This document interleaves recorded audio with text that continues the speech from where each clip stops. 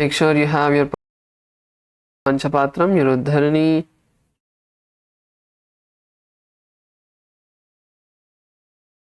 Vibhuti and Kumkum. Yes, it's time. Let's all settle down.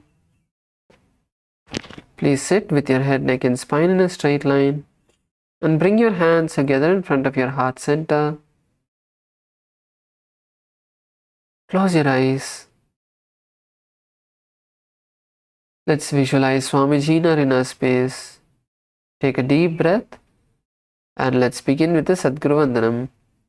Nithyanandam Paramasukadam Kevalam Jnanamurtim Dvandvatitam Gagana Sadrisham Tattvamasya Ekam Nityam Vimalamachalam Sarvadi Sakshibhutam Bhavatitam Trigunarahitam Sadgurum Tam Namami.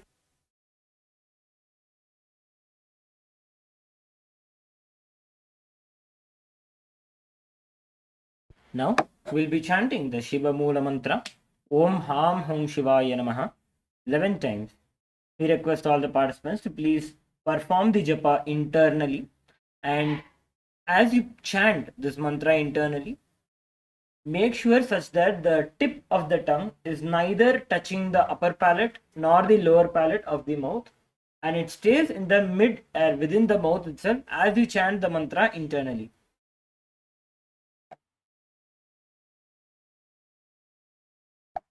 Om Ham Hum Shivaya Namaha. Om Ham Hum Shivaya Namaha. Om Ham Hum Shivaya Namaha.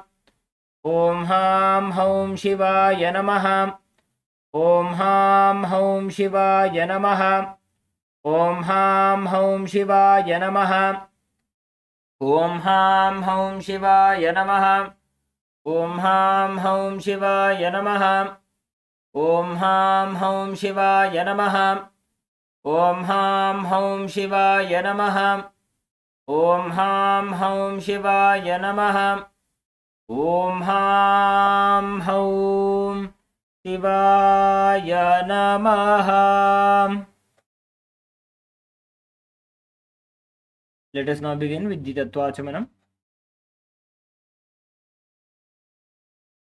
Keeping your right hand in the Gokarna Mudra as the Acharya is demonstrating, take an udharni of water into your right palm. Sip the water from the base of the right palm along with the mantra Om Atma Tattvam Shodhayami Svadha. Take another udharni of water. Om Vidya Tattvam Shodhayami Svadha. Take another udharni of water. Om Shiva Tattvam Shodhayami Svadha. Please wash your hand. With the base of the right thumb, wipe your lips twice from the right to the left along with the mantra Om Ham Hridayaya Namaha. Again wash your hand. With the tips of the index, middle and ring fingers joined together, touch above the upper lip and below the lower lip. Again wash your hand.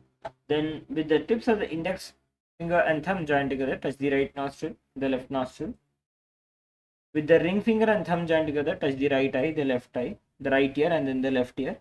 Again wash your hand.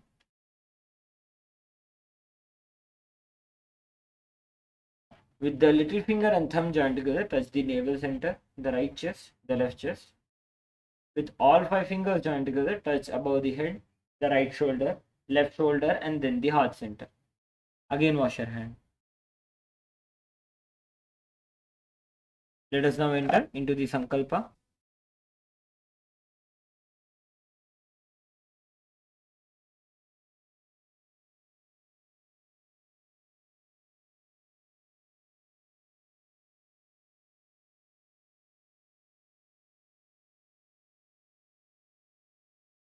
Place your right hand on your left hand and place both of your hands on your right thigh.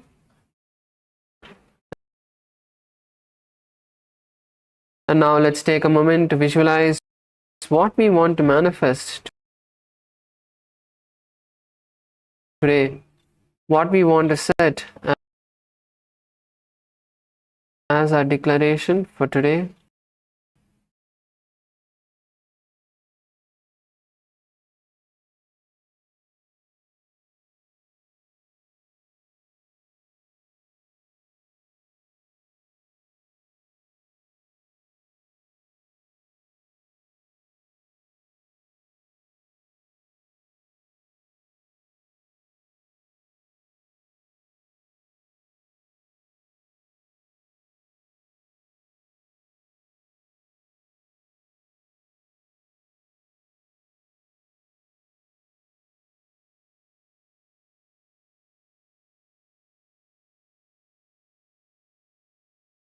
Take a moment to visualize inside of you what you want to bring into reality today, how you want your day to go, what you want to manifest.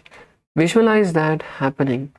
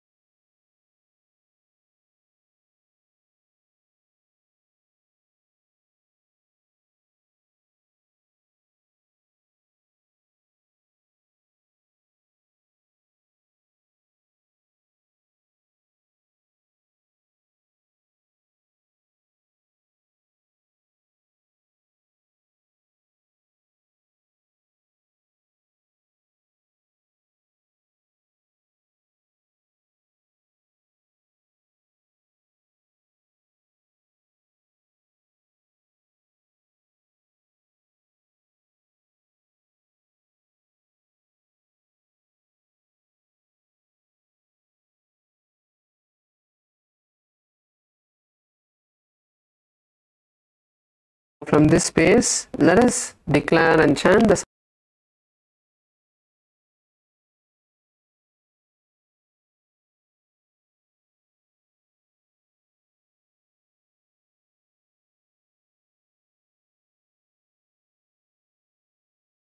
इत्यर्थं Shri नित्यानन्देश्वरी परमशिवशक्ति समेत श्री नित्यानन्देश्वर परमशिव प्रीत्यर्थं च शुभे शोभने मुहूर्ते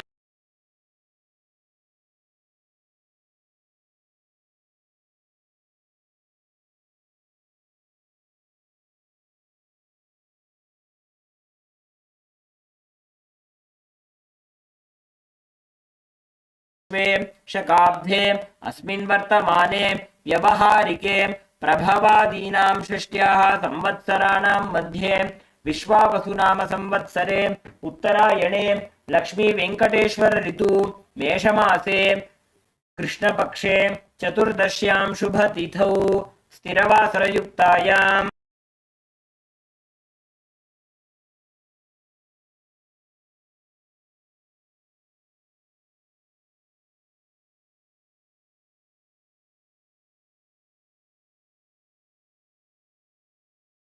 श्री कैलासोन्नत द्वादशांत श्यामला पीठारूढ़ श्री मीनाक्षी सुंदरेश्वराभिन्न स्वरूप परशिवपुत्र रत्नकुमार गुरुमन्य तुल्यावतार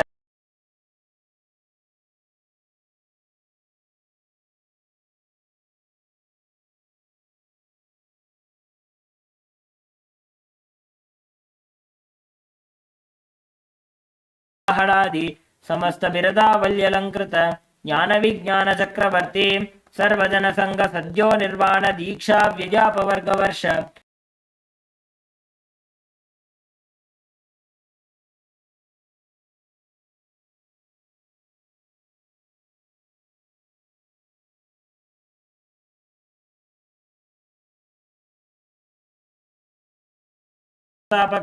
शैव समय कर्त्रे सर्वज्ञ पीठारूढ़ श्री जगद्गुरु श्री ज्ञान संबंध देशिक स्वामी वागीश सुंदर माणिक्य वाचक स्वामी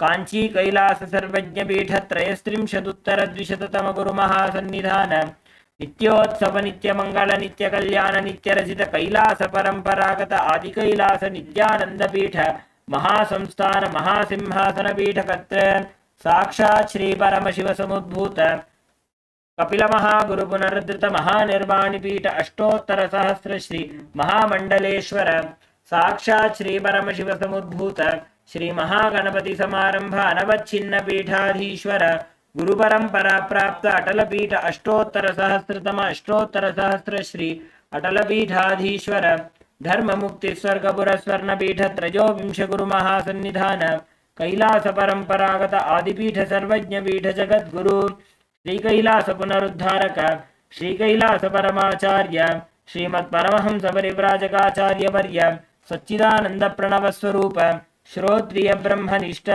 श्रीमज्जगद्गुरु श्रीलश्री भगवत् श्री नित्यानंद परमशिव श्री ज्ञान संबंध देशिक परमाचार्य स्वामिनां प्रीत्यर्थं तेषां पादारविन्दयोः भक्ति सिद्ध्यर्थं गुरुकृपा कटाक्ष सिद्ध्यर्थं क्षेमस्थैर्य वीर्य विजय आयुरारोग्य ऐश्वर्याणाम् अभिवृद्ध्यर्थं धर्मार्थ काम मोक्ष चतुर्विध बल पुरुषार्थ सिद्ध्यर्थं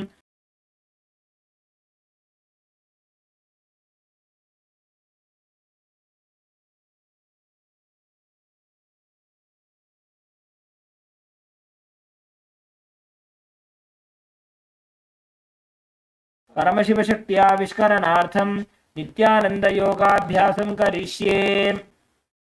ओम उपस्पृश्य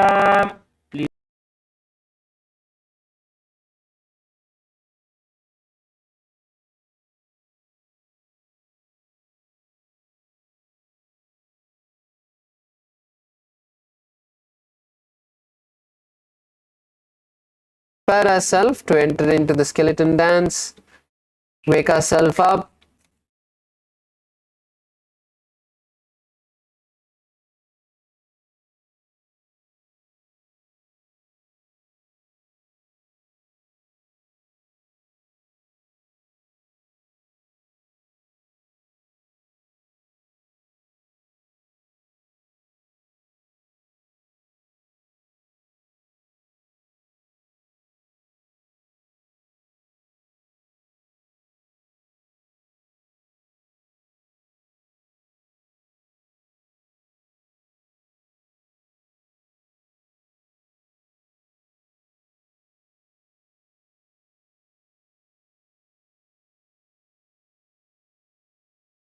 To visualize yourself as complete bones.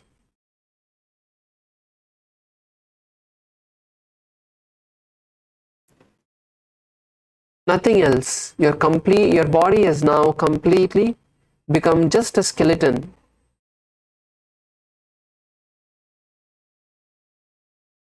Now let's start moving every part of our body. Move your hands, your fingers, your toes, your ankle, your wrists, your knees. Take a moment to first move all of these body parts. Move your hips, move your neck, move your shoulders, move every part of your body, and slowly start increasing the intensity.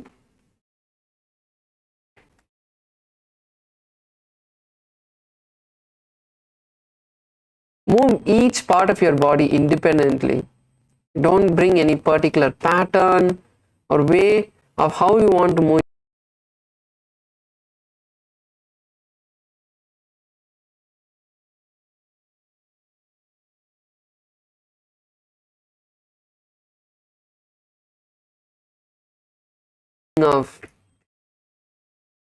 Okay, let's just shake ourselves a little bit. Completely move your body.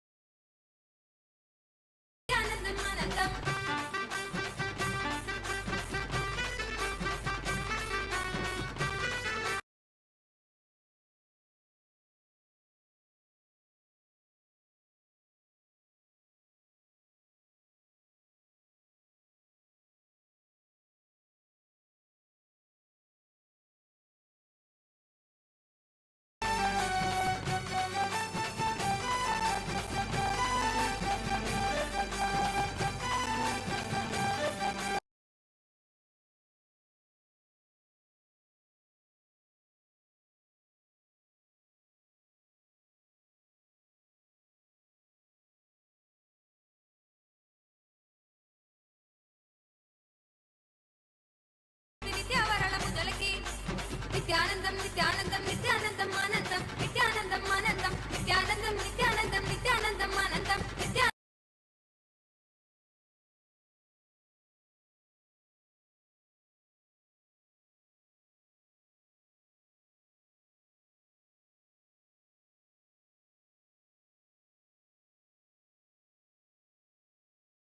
Few moments. Let's intensify as fast as we can. Move your body intensely.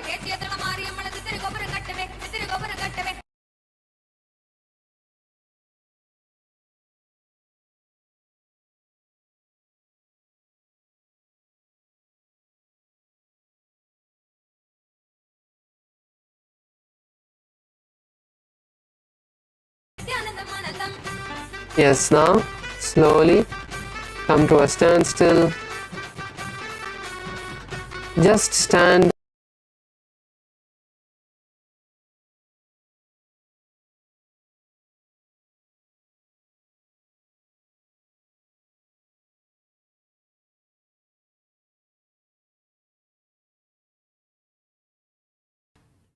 Inhale as deeply as you can and exhale.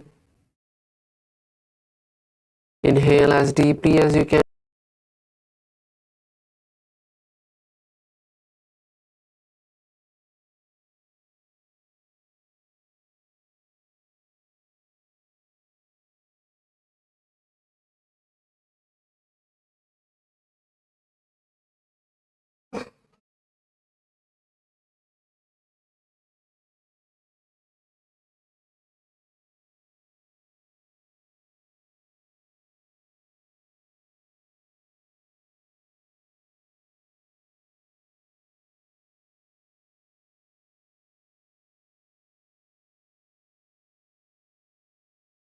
Slowing down.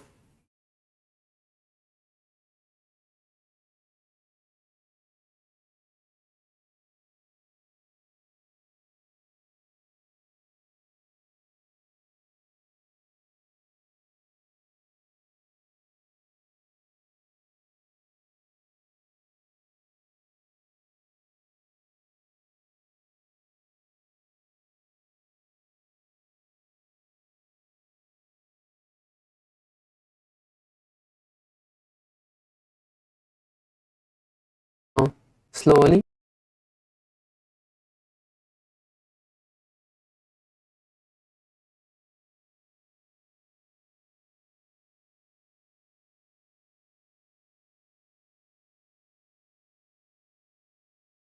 Asanas of the Tritiya Vinyasa Krama, starting with Midiki Pavasana 2. So let's all now sit on our heels. Sit on our heels with your toes flat and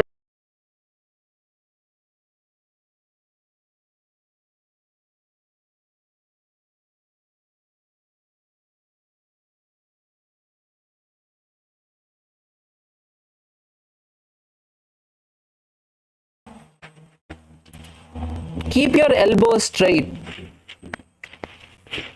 Keep your elbows straight.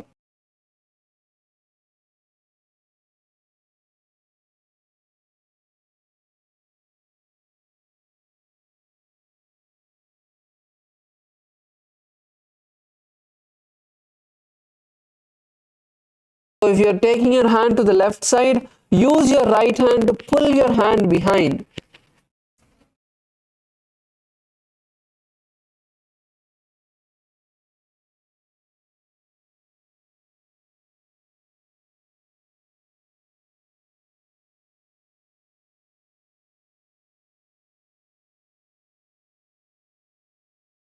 Right. Let's stretch our hands nicely. Pull your hands to the right.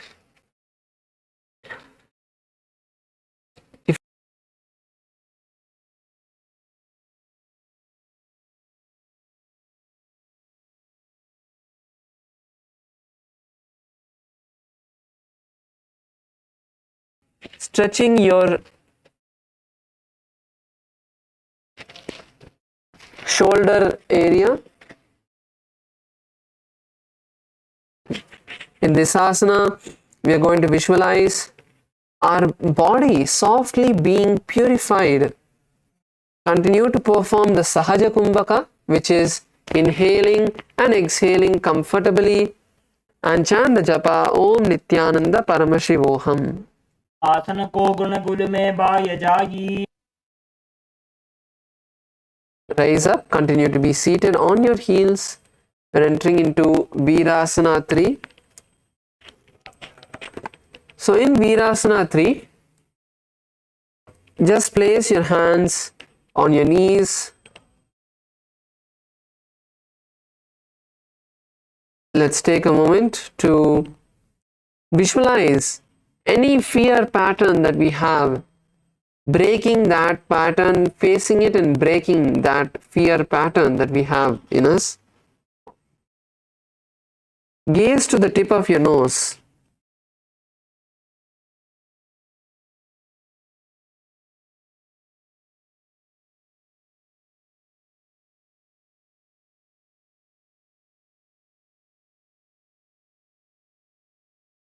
And exhale completely and pull your stomach in and up into Dhyana Bandha. Stay here comfortably as long as you can, and then slowly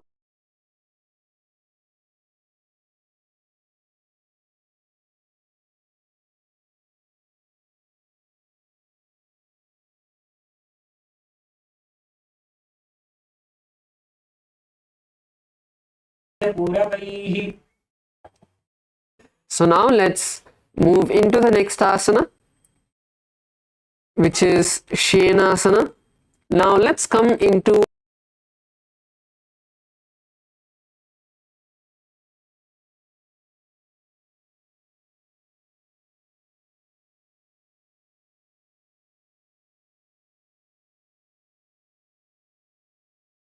a handstand like asana.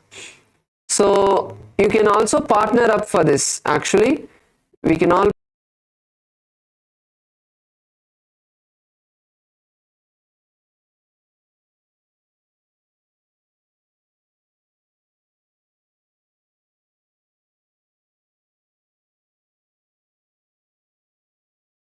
a handstand in Shenasana. So this is the asana. Let's all now try. Kick your legs. Start kicking your legs. Even if you're not able to balance that, that's fine.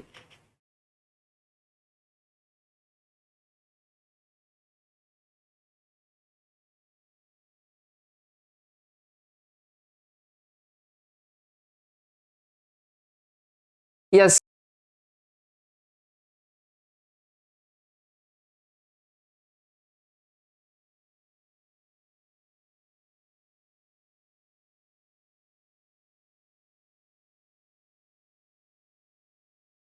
Saramaya, take this time now to kick as high as you can. So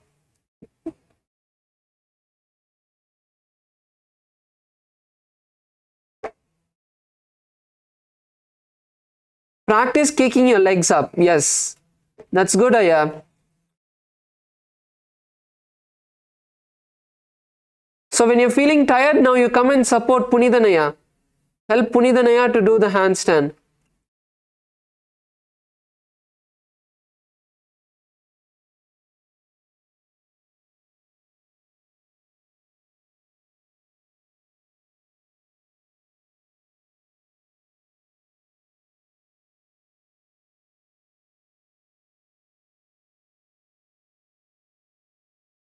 இந்த மாதிரி பார்ட்னரா பண்ணீங்கன்னா இன்னும் கொஞ்சம் உங்களால பண்ண முடியும்.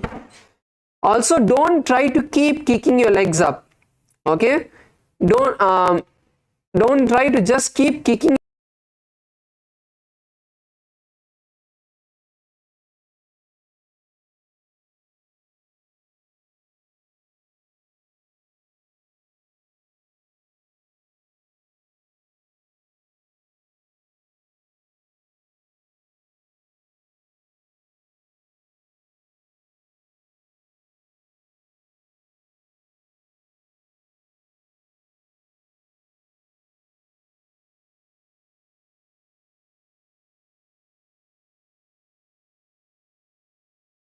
Super.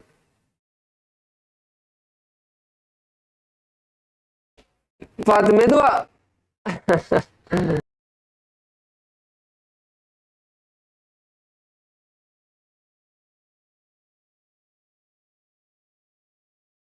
Paramashivoham. विपरीतनृत्ये च स्थितो नासिका भूमौ संस्पृश्य ऊर्ध्वं नीत्वा पुनः संस्पृशेत् शेनासनं भवति. Yes. Now we're moving into the next asana, Pincha Mayurasana. So this is a little different variation of how Mayurasana is done. It's not like Mayurasana. So let's place our forearms on the ground. And now you're going to kick your legs as high as you can from this position, bringing your legs above, straight, like instead of doing the headstand with your head on the ground, you're going to keep your legs as straight as possible.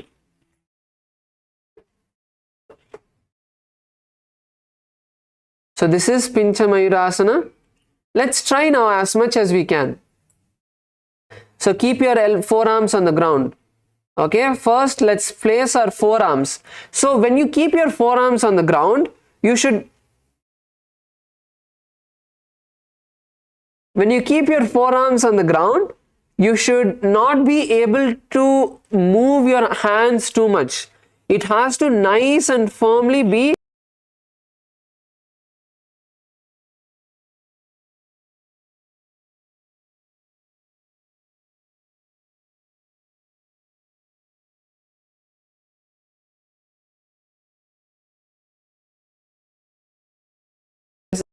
as high as possible. So once again, you can use the support of the wall to do this asana.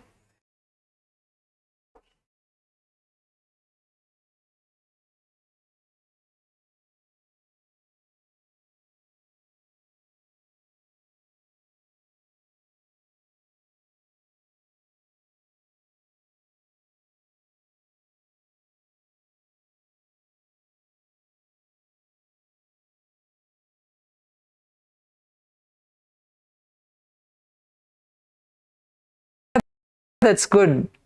Come on, Gajamukhaya, try. The elbows are not wide. At the same time, you don't want to bring your elbows together. You want to keep your elbows by your side, around the shoulder level. So right under your shoulder is where you want to keep your elbows. So in this asana, we are going to visualize a peacock in our inner space.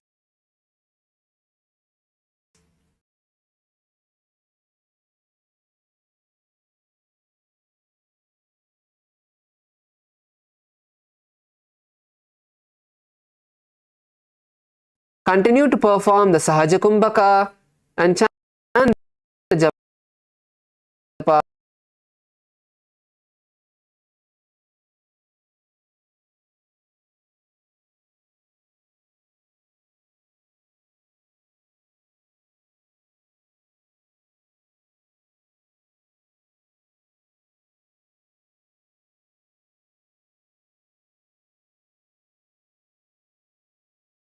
Om Nithyananda Paramashivoham.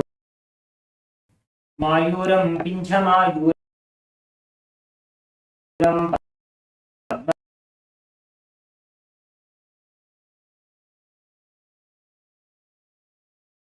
पीठसमन्वितं कौकुटगर्भपिङ्गं च कौर्मं योगनृसिंहकम्. Yes, let's relax. Sit on your heels once again. Now we're going to enter into Godohikasana. So let's sit on our toes. Keep your heels raised. Let's come on to our toes with our heels raised, knees off the ground. And make a fist with your hands. Yes, Ma Yoga Jnana Rupini, can you just adjust the camera? Once again.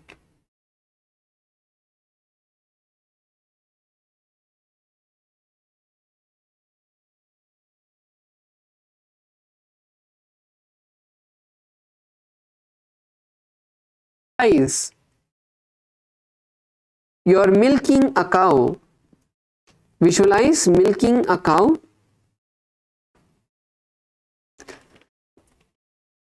Continue to perform the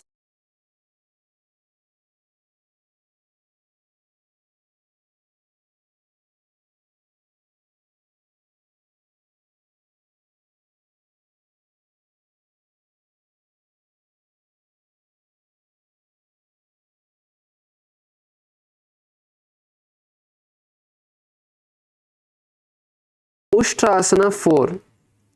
So now in Ushtrasana 4, we are going to stand on our toes and raise our hands above the head.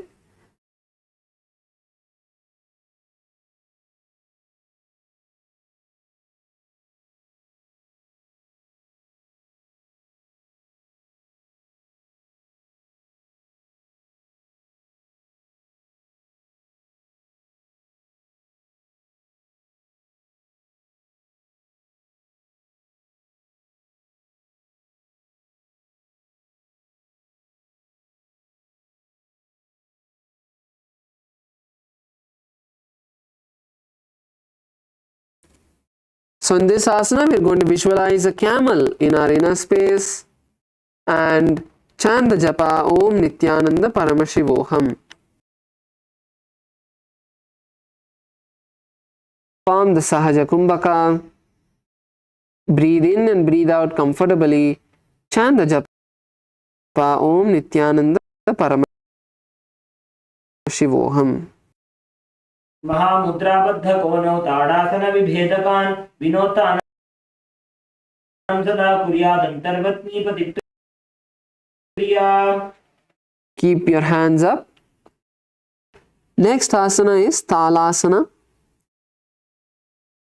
Now open your palms apart.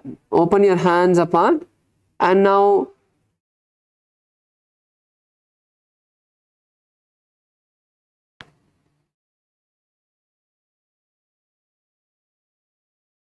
you're going to turn the palms upward in Talasana. Keep the palms facing upward.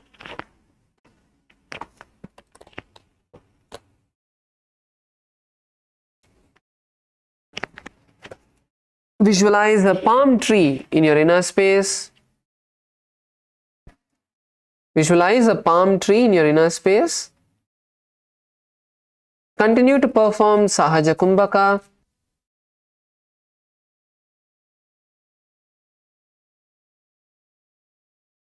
And chant the japa Om Nithyananda Paramashivoham. महामुद्राबद्ध कोनौ ताड़ासन विभेदकान् विनोतानं सदा कुर्यादन्तर्वत्नीपतिप्रिया. Yes, let's now slowly bring the hands to the side, not all the way down. Bring your hands to your side, shoulder level. And now you're going to circle your hands.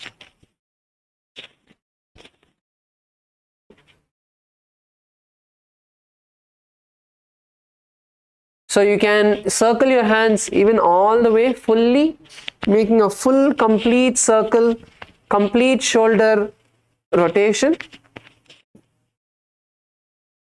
So you can go forward clockwise, can go anti-clockwise. And also if you want to make it a little bit more interesting, try to do your right hand in clockwise and left hand in anti-clockwise. Can make it a little bit more interesting. Chanli Aya, you are doing both in the same direction. So your right hand goes forward, left hand goes backward.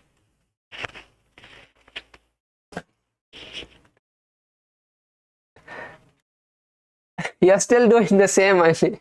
So see your one hand. So start with your hands in front of you or above you. Chanli Aya, you can keep both of your hands together first. And take one hand down, slowly take it behind you, and then cross your hands and come back.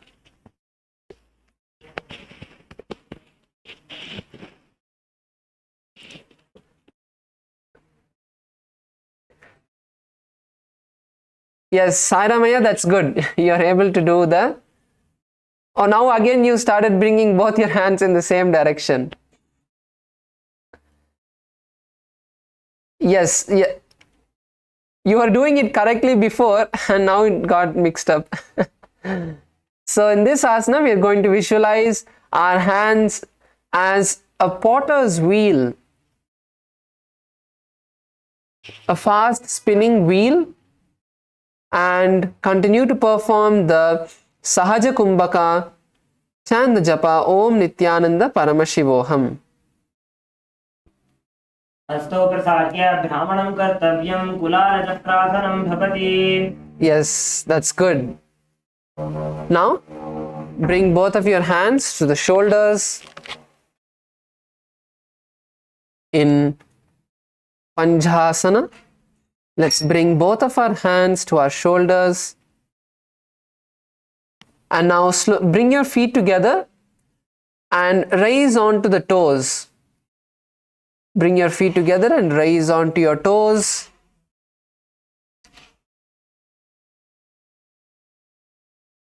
Visualize yourself as a bird that's being released from the cage. Gaze to the tip of your nose. Perform the Sahaja Kumbhaka. Inhale and exhale comfortably through your nostrils and chant the japa Om Nithyananda Paramashivoham. शरणस्याग्रभागेनोत्तिष्ठेत् भुवस्थले मुनिः कृत्वा हस्तपर्यष्टिं सिद्धं सेवेत सिद्धये. Let's come down. Lower your legs down. Now we move to next asana, which is Ardha Chandrasana. In Ardha Chandrasana, now we are going to raise the left foot and bring it to the right knee. So side of the right knee. Not like Vrikshasana all the way up, but a little down. Keep your hands by your side and now bring them into a Namaskara Mudra in front of your chest. Visualize the moon in your inner space. Gaze to your nose. And the pranayama is changing to Ujjayi Kumbhaka. So once again, we are going to perform the Ujjayi Kumbhaka where we inhale through our mouth, exhale through the nostrils. Inhale through our mouth and exhale through the nostrils.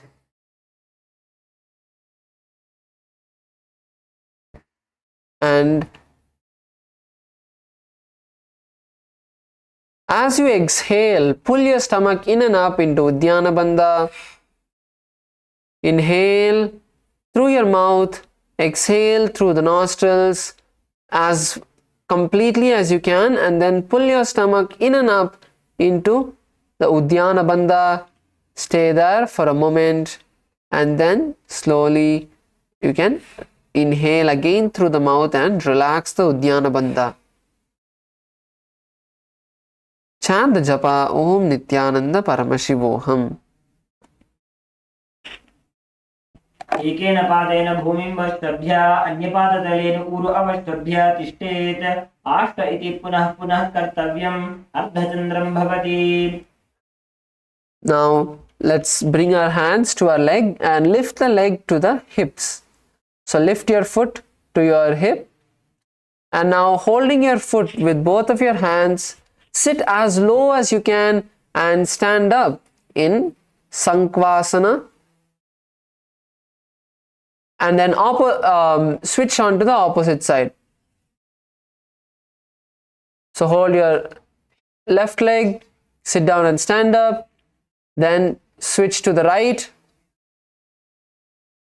Raise your left leg to the right hip, sit down and stand up. Go as low as you can.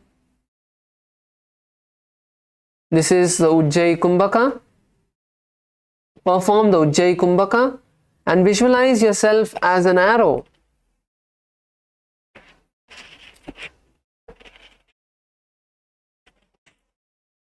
Chant the japa Om Nithyananda Paramashivoham.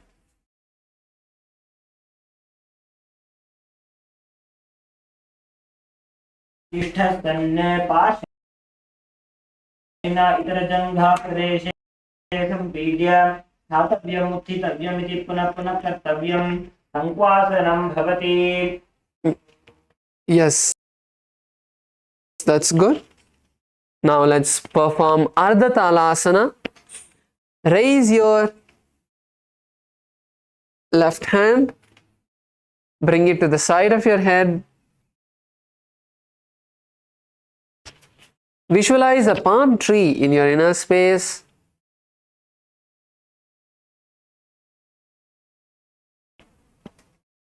And now let's take a moment also to just stretch the side of our body. So bring your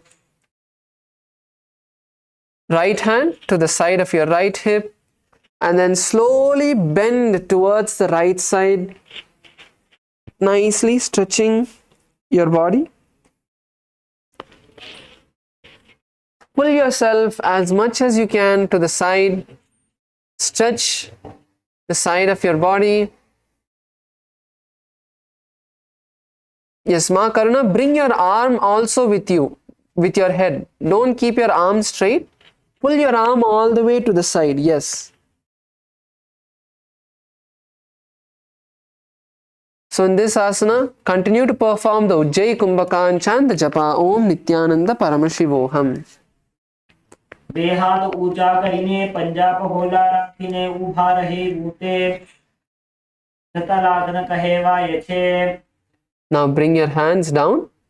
We're going to perform Virabhadrasana 2. Next. So bring your right foot forward and left foot back. Bring your right foot forward and left foot back. And now we are going to raise our hands to shoulder level, one hand pointing forward and the other pointed back. Now turn your hips forward.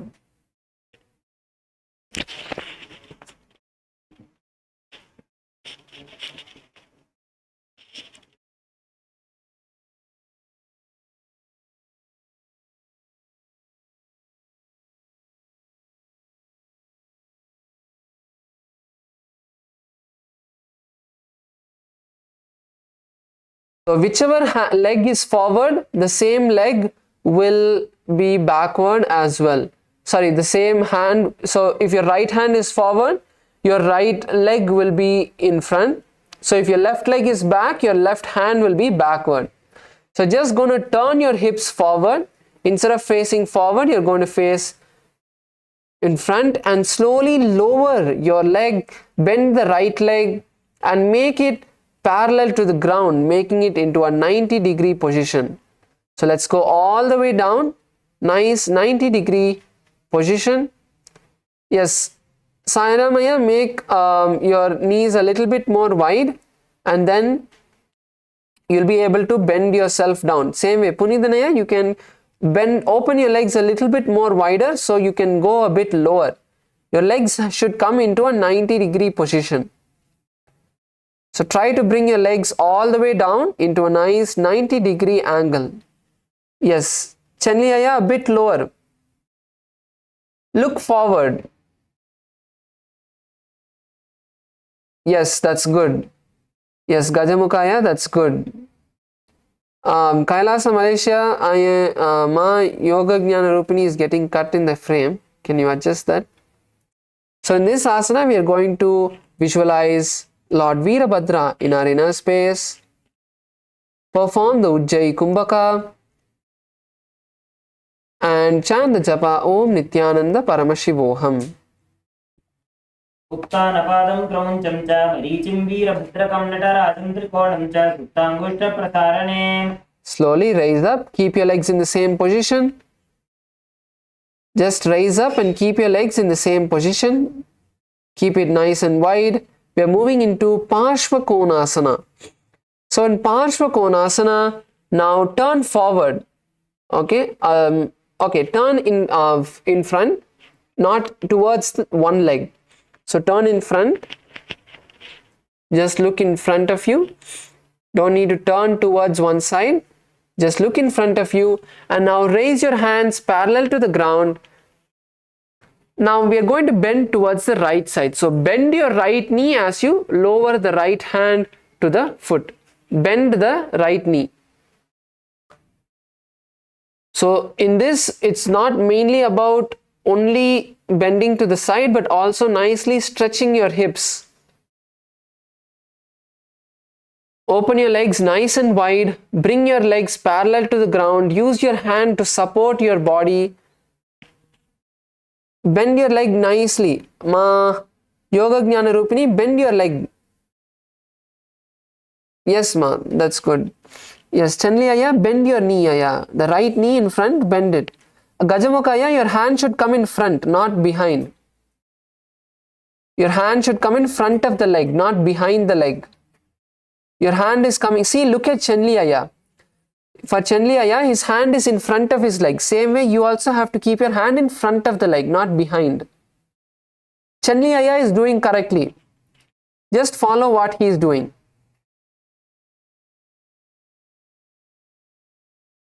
Chanli Aya, if you could just tell, show Gajamukha Aya, he is keeping his hand behind the leg. His hand should come in front.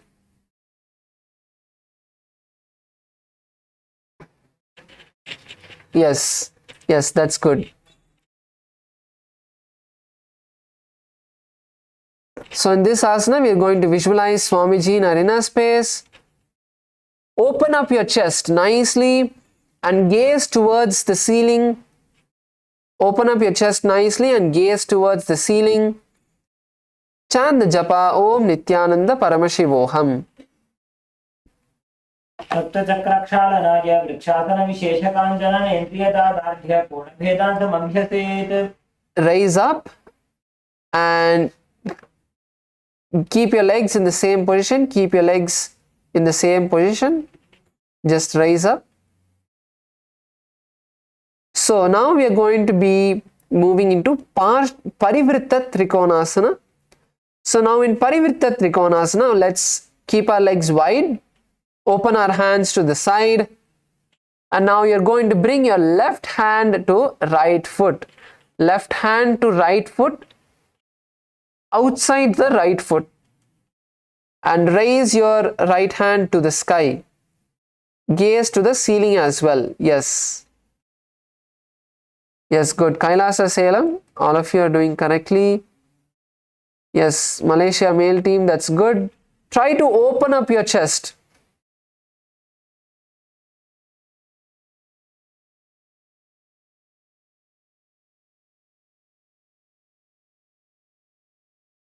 Visualize a triangle in your inner space. Open up your chest nicely. Continue to perform the Ujjayi Kumbhaka. Breathe in through your mouth and exhale through the nostrils. Breathe in through the mouth and exhale through the nostrils. And chant the japa Om Nithyananda Paramashivoham. सप्तचक्राक्षालनाय vrikshasana विशेषकाञ्चलन इन्द्रियदार्ढ्य पूर्णभेदान्तमभ्यसेत्. Yes, now raise up. Bring your feet together now. Let's bring our feet together. As we now enter into Virabhadrasana 3. So now in Virabhadrasana 3,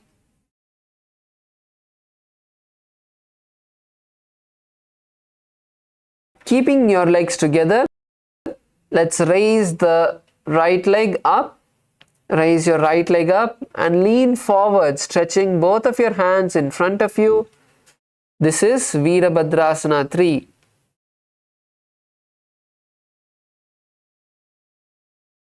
So gaze to the ground. Gaze to the ground, not forward. Gaze down. You want to look at the floor, not in front of you. Yes, Ma Karuna, that's good. Yes, Ma Yoga Jnana Rupini, that's good. Lower yourself as much as you can. Chanliyaya, keep your hands separate. No, don't bring your hands together. Yes, yes, that's good. So in this asana, we are going to visualize Lord Virabhadra in our inner space. Continue to perform the Ujjayi Kumbhaka. and chant the japa Om Nithyananda Paramashivoham. उत्तानपादं क्रौञ्चं च मरीचिं वीरभद्रकं नटराजं त्रिकोणं च सुप्ताङ्गुष्ठप्रसारणे. Now once slowly relax, bring your legs to the ground, and now keep your hands by your side, and we are going to perform Vamapadasana, where we are going to raise the left leg. So keep your right leg on the ground and raise the left leg in front of you. This is Vamapadasana.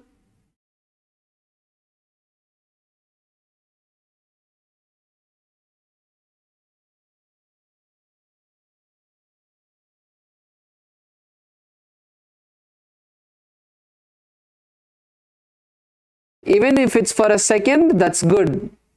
Yes, good. Chandliyaya, that's good. Sairamaya, that's good. So in this asana, we are going to visualize Swamiji in our inner space.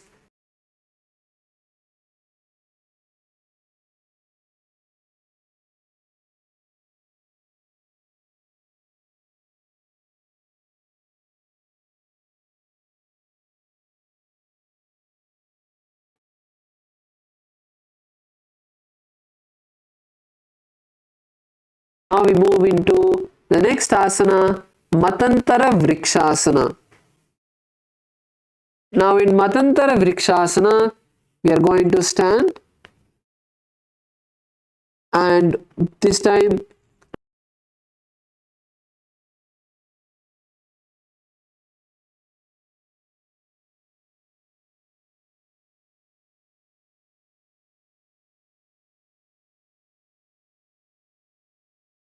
mudra. See, don't bring your legs all the way up like in Vrikshasana. You want to bring your leg only slightly up to the knee. So halfway, bring your hands to the knee. Keep your hands in front of you in Namaskara Mudra. Visualize a tree in your inner space.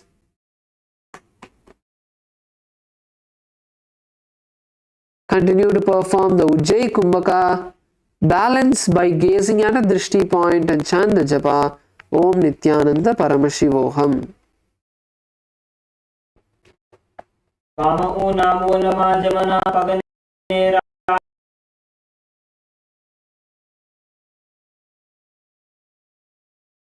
राखिने उभा रहे मुते मतांतरनु वृक्षासन कहे वा यचे. Now keep your legs up. Keep your legs up. Don't bring it down. Now let's raise the leg to the thigh. Raise your leg to the thigh, to the hip. And now we are going to lower ourselves as much as you can and touch your little fingers to the ground. This is Kamasana. Lower yourself to the ground. Try to bend your knee as much, not just lean forward.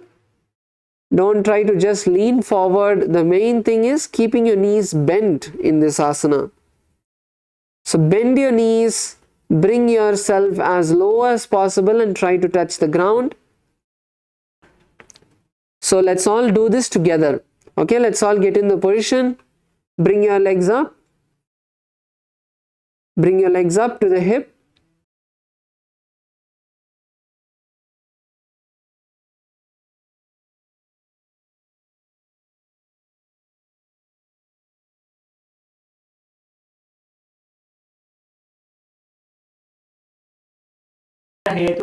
Yes, relax. Good. Slowly raise up. And now we move into the next asana, which is Vimanasana. So now let's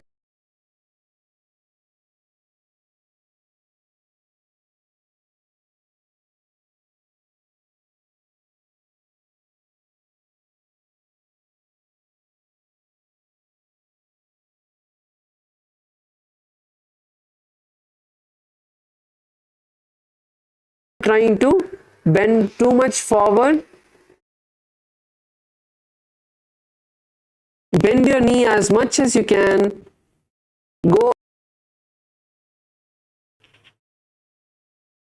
Let's stay there. द्वितीयं पादं जानुनी निधाय तिष्ठेत् विमानासनं भवति. Good, Chanliyaya, that was good. Yes. Now let's move into the next asana, which is Ardhapadasana. So in Ardhapadasana, we are going to this time once again stand, bring the left foot against the right leg. Keep your hands together in Namaskara Mudra in front of your heart center. Bring the left leg to the right knee. Bring your hands together in front of your heart center. Visualize Swamiji in your inner space. Gaze to the tip of your nose. Continue to perform the Ujjayi Kumbhaka and chant the japa Om Nithyananda Paramashivoham.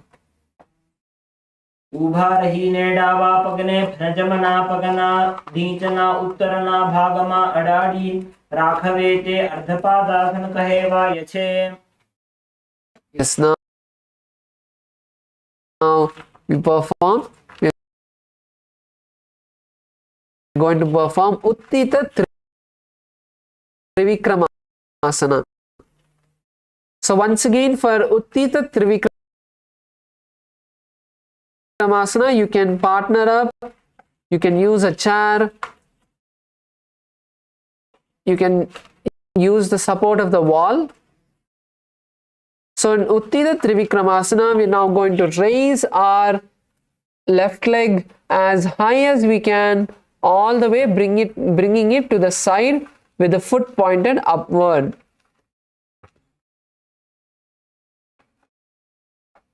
So nicely, firmly plant your right leg on the ground and raise the left leg up. So let's take it step by step. You can use the support of the wall or you can use the support of the partner.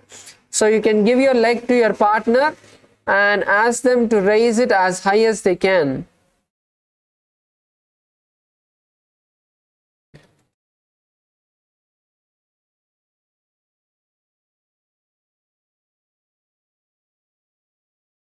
Sainamaya, don't lean on the chair. Place your leg on the chair, on the backrest of the chair. Bring your ankle and place it on the backrest. Yes, like that.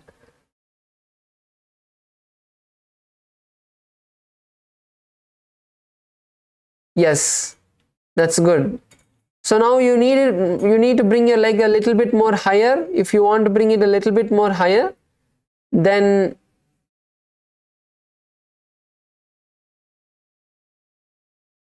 what you can do is you can even come on to the knee and then raise your legs up.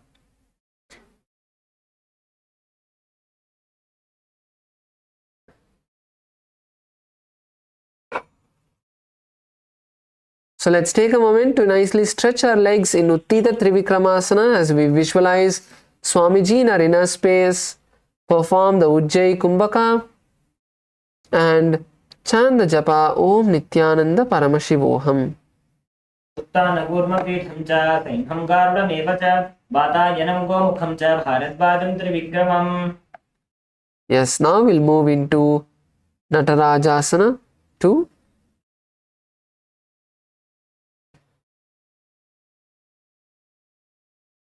So now in Natarajasana 2, we are going to be placing our right leg nicely planted on the ground. Raise your left leg up. Raise your left leg up.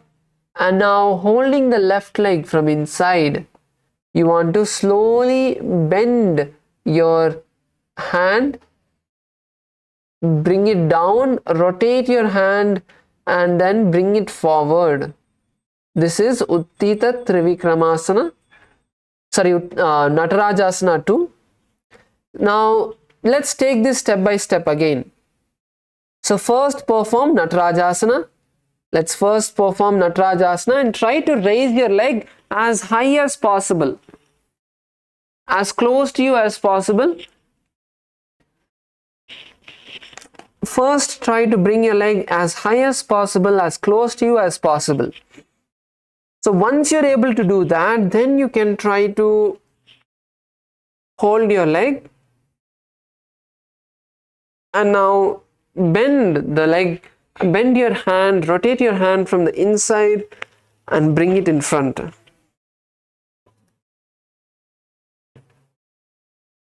So visualize Lord Nataraja as you're trying to perform this. Yes, once again you can use the support of a chair also.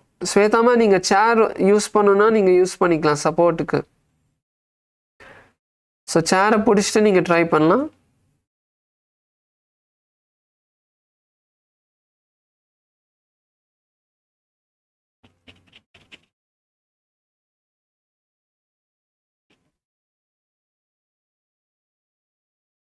प्रभासन भेदाश्च नटभेरुण्ड नामके गण्डभेरुण्ड सहिते शीर्षदण्डासनं तथा. Yes, let's relax and bring your legs down. Now we are moving into the Lata Vrishchika Karana. So in Lata Vrishchika Karana, we are going to stand with our heels together, toes pointed out in the Araimandi position. Now bring your left leg to the right side behind your leg as high as you can, and now keep your left hand bent and your right hand pointed to the side. This is Lata Vrishchika Karana.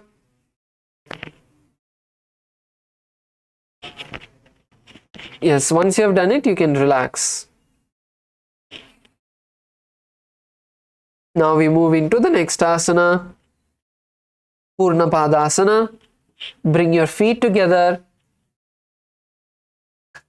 Keep your hands by your side, fingers pointed down. Stand straight. This is Purna Padasana. Visualize Swamiji in your inner space. Continue to perform the Ujjayi Kumbhaka as you inhale through the mouth and exhale through the nostrils. Chant the japa Om Nithyananda Paramashivoham. बने पगे ऊभा रहे भूते पूर्ण पादासन कहे वाजछे. So now we are going to be repeating a few asanas on the opposite side as well. So let's start with Ardha Talasana. Now let's raise our right hand up this time. Raise your right hand up, keep it by your side and slowly bend towards the left, keeping your left hand on your left hip. So Ardha Talasana is by itself is just standing straight. But we can also just take a moment to stretch ourselves nicely, opening up the back, stretching the back. Push yourself as low as you can. Give yourself a nice stretch and then relax. Come back to the center with your hands raised. Visualize a tree in your inner space and chant the japa Om Nithyananda Paramashivoham.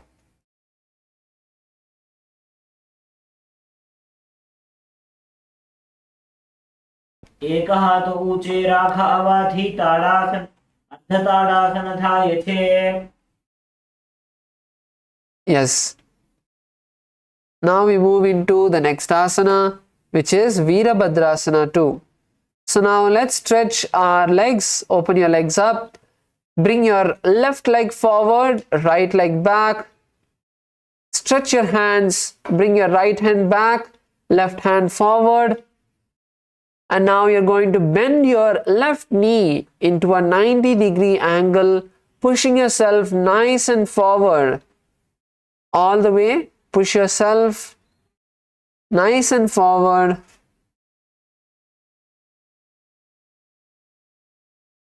This is Virabhadrasana 2. Try to bring your leg as low as possible. Visualize Lord Virabhadra in your inner space. Continue to perform the Ujjayi Kumbhaka and chant the japa Om Nithyananda Paramashivoham.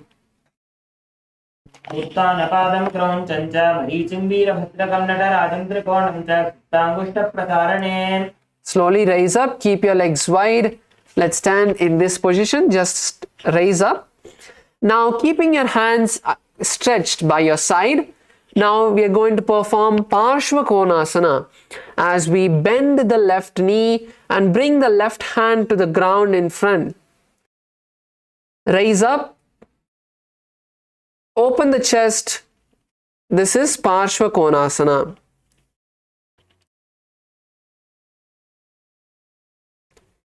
So in this, your left leg should be in a 90-degree angle. Your left leg should come into a 90-degree angle. Open your chest up nicely. Push your hands back and open the chest nicely. Visualize Swamiji in your inner space. Continue to perform the japa Om Nithyananda Paramashivoham. सप्तचक्रक्षालनाय वृक्षासनविशेषकाञ्चननेन्द्रियदार्ढ्य कोणभेदान् समभ्यसेत्. Slowly raise up. And now let's move into Parivritta Trikonasana. Now,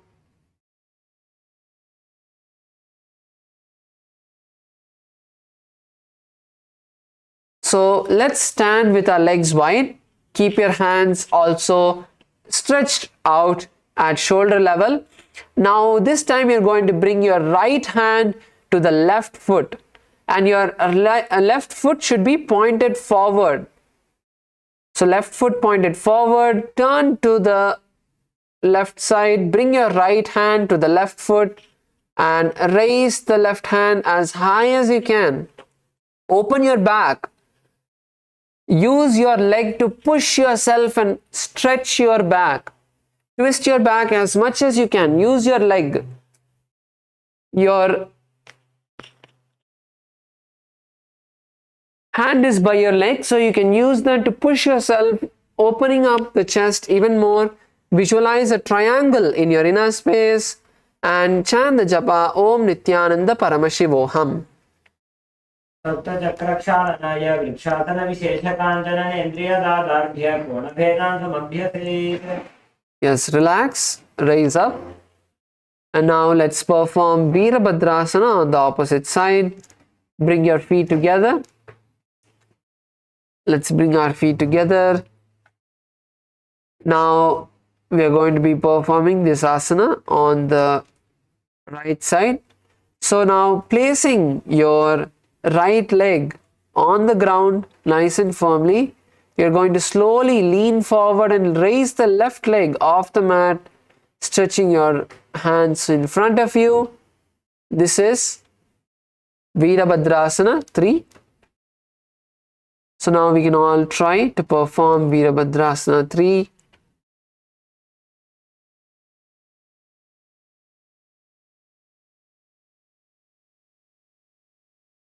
Let's perform Ujjayi Kumbhaka. Inhale and exhale through the mouth and exhale through the nostrils. Continue to perform the japa Om Nithyananda Paramashivoham.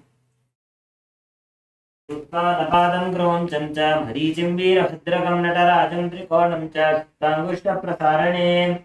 Slowly lower your left leg down and now you're going to raise your right leg in front of you in Dakshina Padasana.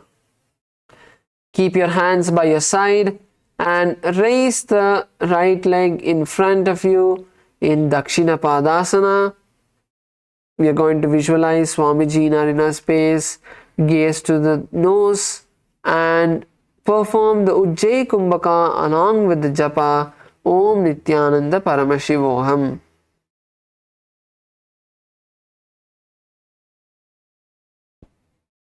डाबो पग पूर्वभानी लांबो करी जमने पग उभा रहे भूते दक्षिण पादासन कहे वायचे.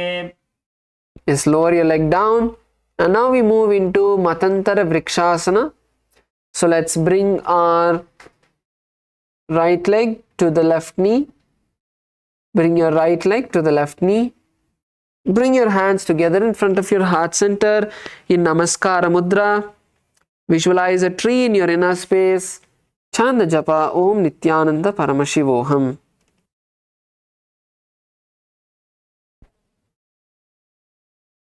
मम ऊना मूलमा जमना पगने राखिने उभा रहे भूते मतांतरनु vrikshasana कहेवा यछे.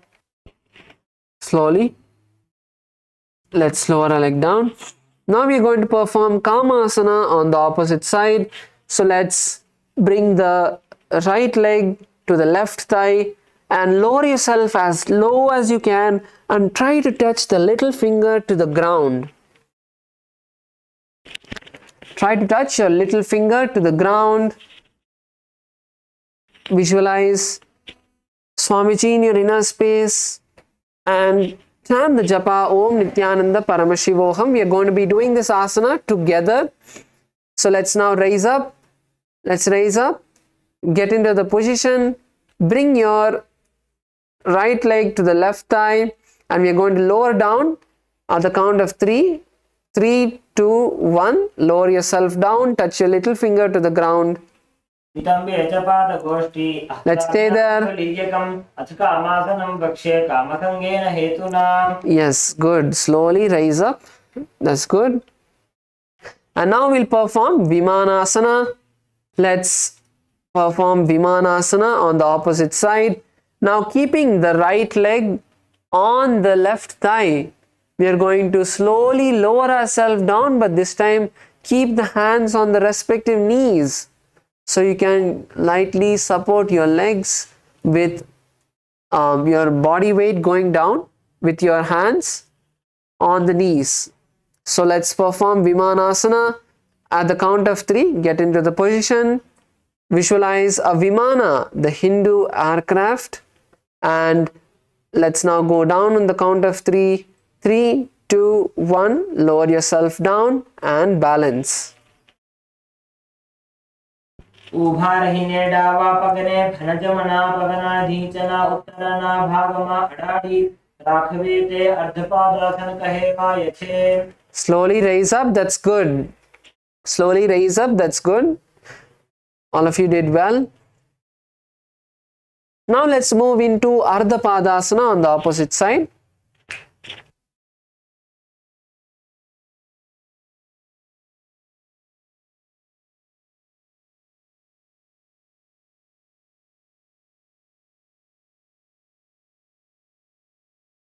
Now, in Ardha Padasana, we are going to be bringing our right leg to the left thigh, to the side of the left leg, not on, to the side. And now bring your hands together in front of your heart center.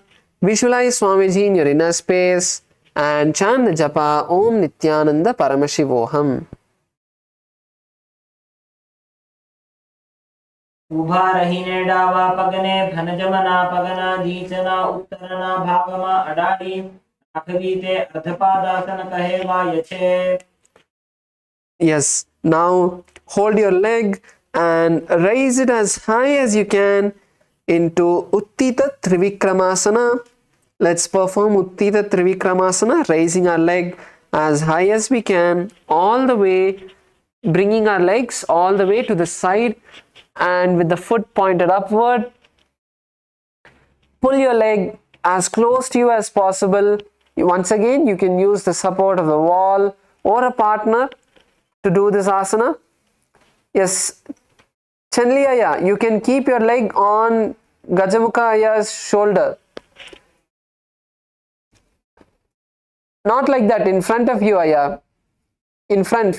You can face front. Gajamukha Aya can face forward.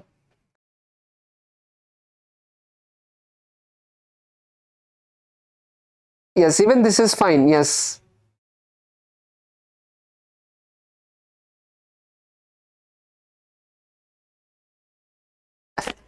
Yes, now Gajamukha, you can support Gajamukha and lift his leg as high as possible. as how much high he can. So let's take a moment to nicely stretch our legs, open up the hips, stretch the thighs.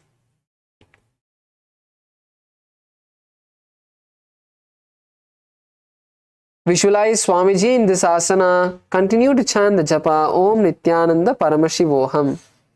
Sanagurmapitham cha Saimham Garudam cha Vatajanam Gomukham cha Bharadvajam Trivikramam. Yes, that's good, that's good. Now we'll move into the next asana, which is Natarajasana. So now in Natarajasana 2, we are going to raise the right leg this time. So now bring your right leg as high as possible. Raise your right leg up. And now you're going to slowly try to roll your hand. So for this, the most important thing is pulling your leg towards you. So you have to pull your leg as close to you as possible. Only when it is as close to you as possible, you will be able to rotate your hand forward. So first, hold on to a chair, or if you don't need, balance on your leg. Raise your leg up and pull it towards you. Raise your leg up, hold it with the respective hand from the inside, and now you're going to pull your leg towards you.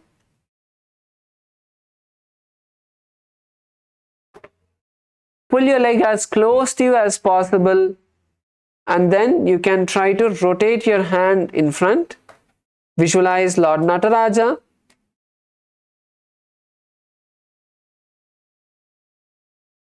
And continue to perform the japa Om Nithyananda Paramashivoham.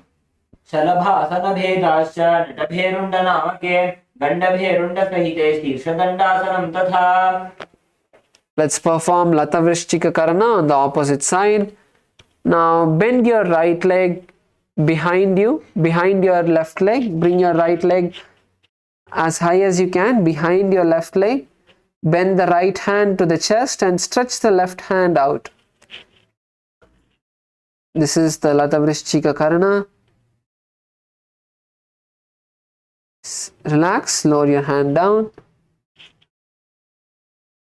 And now we are moving into the next asana, which is Kaupinasana. Now cross your hands in front of you. Keep your feet together. Gaze to the tip of the nose. And now we are going to perform Rechaka Kumbhaka, where we are going to inhale and exhale completely. Hold the breath comfortably after we exhale, and then inhale. This is the Rechaka Kumbhaka, and chant the japa Om Nithyananda Paramashivoham. Krishna Saitalingam Uru Madhye Gadham Dhritva Charanagrabhyam Satavyam Kaupinasanam Bhavati. Yes. So now let's take a few minutes to stretch our legs before we enter into the next asana. So next asanas are going to be a little bit more challenging. So we need to stretch our legs, prepare ourselves before we enter into those asanas. So let's first start with the Paschimottanasana stretch. So let's sit down. Sit down, bend one leg by your side. And now let's take a moment to stretch ourselves. Lower our head, forehead to the knee. Exhale, lower yourself down.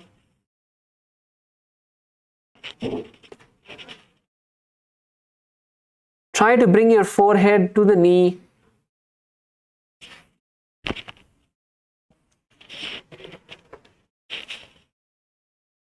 Pull yourself forward, push your chest down. Pull yourself forward and push your chest down. Don't just bend the back. If you're able to touch your forehead to the knee, bring your forehead to the ground. Chandliyaya, you can now try to bring your forehead to the ground as well. Yes, that's good.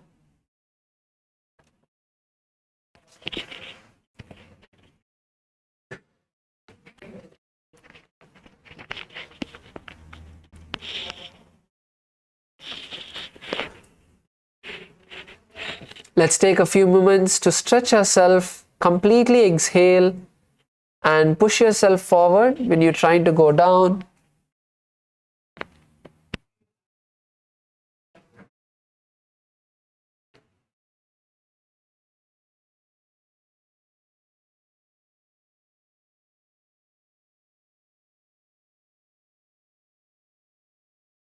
Now let's all slowly raise up, switch our legs. And now once again, take a nice deep breath, and as you exhale, lower yourself down. Try to bring your forehead to the ground, to your knee. Push yourself forward. Pull yourself forward. Pull your hips forward. And then try to push your chest to the ground.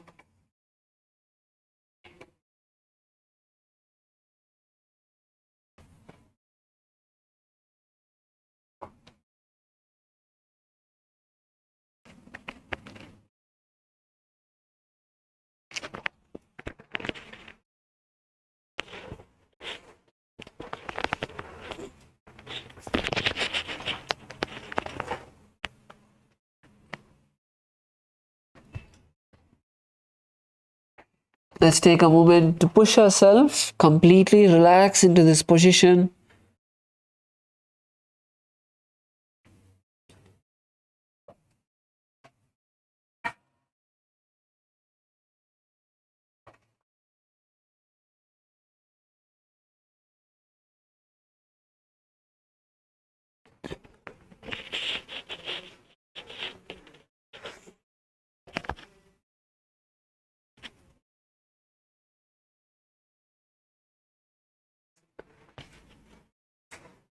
Slowly, let's raise up. And now, keeping your left leg bent in front of you, we're going to take our right leg behind us. So keeping your left leg in front of you, take your right leg behind you. Stretch your right leg all the way behind.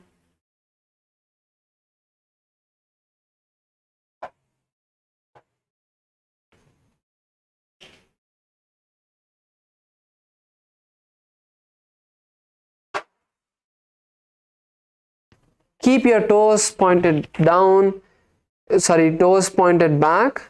Keep your knee pointed down. Slowly turn. So if you are leaning onto one side, slowly turn. Try to slowly turn forward. Bring your hips down. Your thigh should be touching the ground.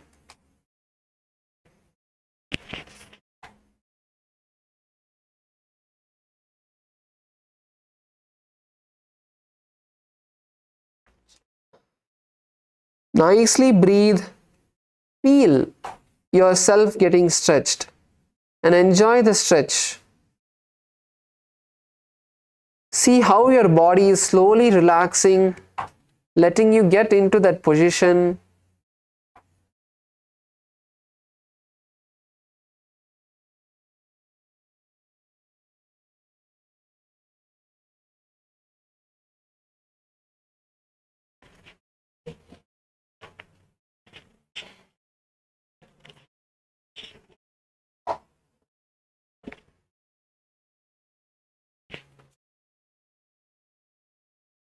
Now, if you get comfortable with the current position that you're sitting in, if this is easy, then slowly pull your leg in front. So the leg which is in front, pull it forward.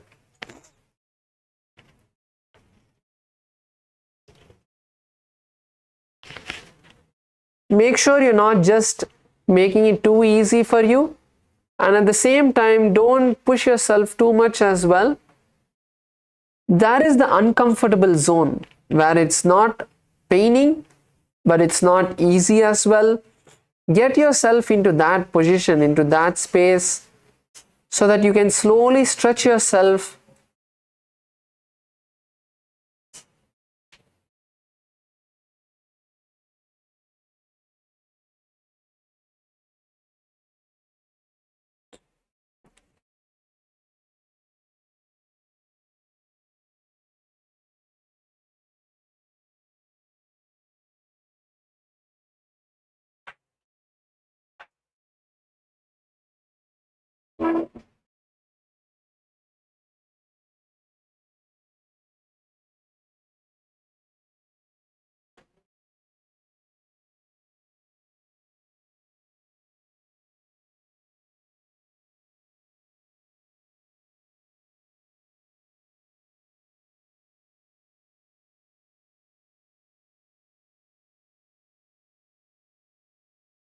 Keep the back knee straight. So the leg which is behind, keep that knee straight. And now let's slowly switch sides. Slowly bend the leg which is in front towards you. Switch your leg. Let's perform on the opposite side.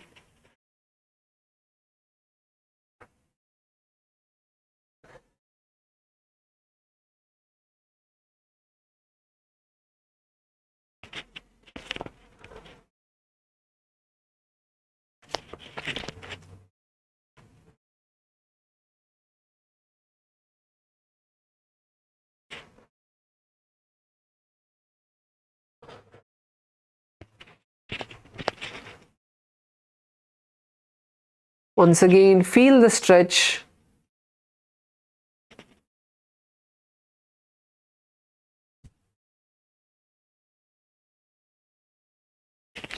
See what exactly is happening, how the stretch is happening. Connect with your body at this time. Inhale and exhale nicely. Breathe in and breathe out. Nice and deeply so that your body gets relaxed and the stretch is easier.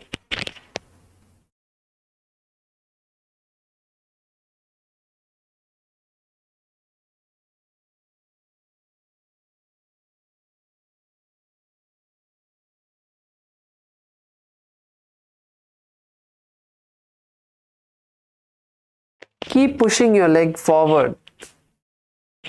The leg which is in front.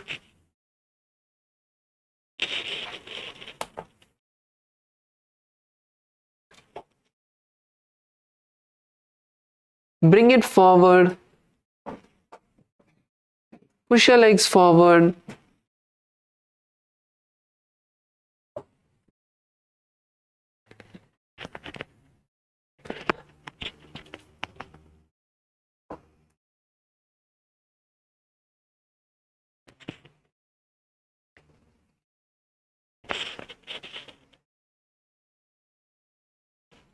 Let's stay here for a few more moments.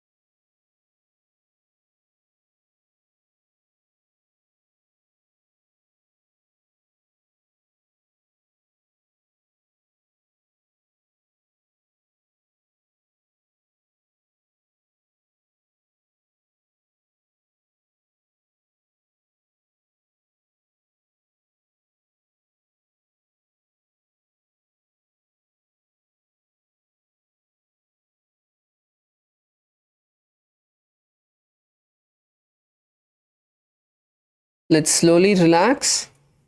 And now we are going to be doing another stretch. So where now you stand on one knee. So you're going to stand on one knee and then push yourself down as forward as you can. You don't need to push your legs forward, but push yourself down.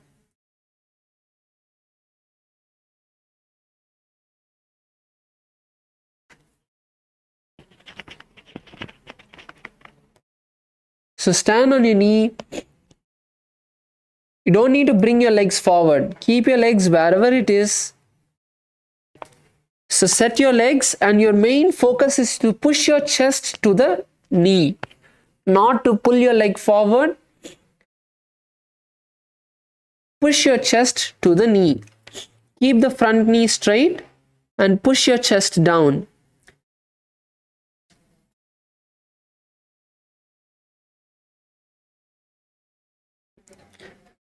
Try to touch your forehead to your knee again in this position. Let's stay here for a moment.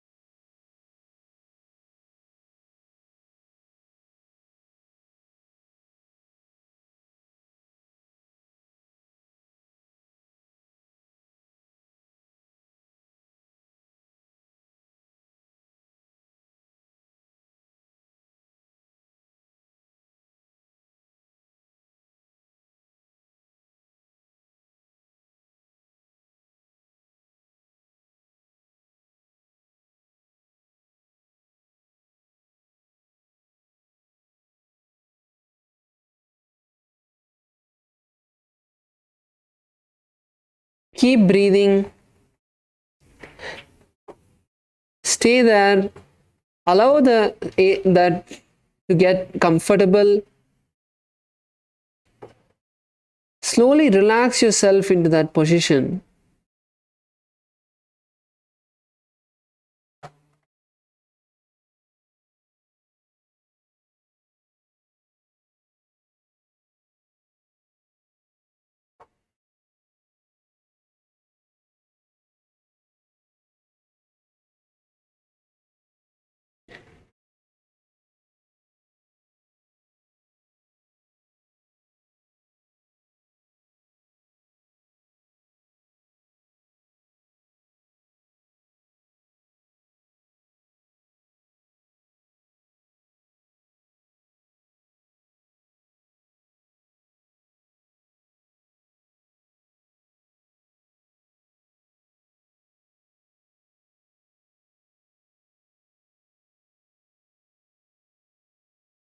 Now slowly raise back onto the knee, and now bend the forward knee.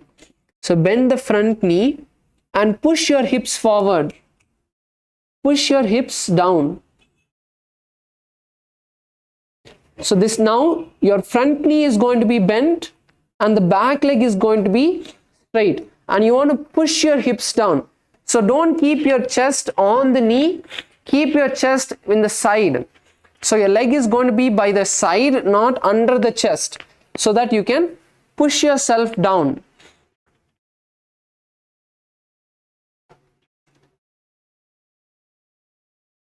And your front foot is going to be not close to you but a bit farther away, so that you can push yourself down.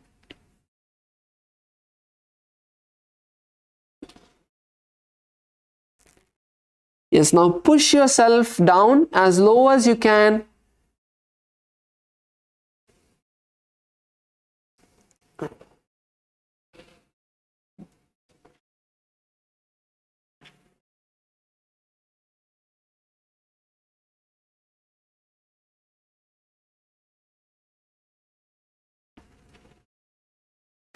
So keep your front leg as further away from you as possible. Don't keep your front leg close. Keep your front leg further away and push yourself down, so that you nicely stretch the back of your thighs on the leg which is bent, and the leg which is stretched behind you is going to get the stretch in the front of the thighs.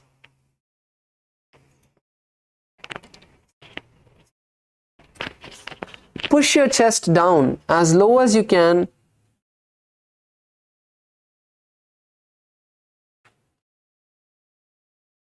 You can keep the back knee, the knee of the back leg on the ground, but keep the leg itself overall straight. So your leg should not be in an angle. The knee can be on the ground, but your leg should not be in an angle. Your hands can be in between of your legs can be a bit outside so that you're able to push yourself down as low as possible.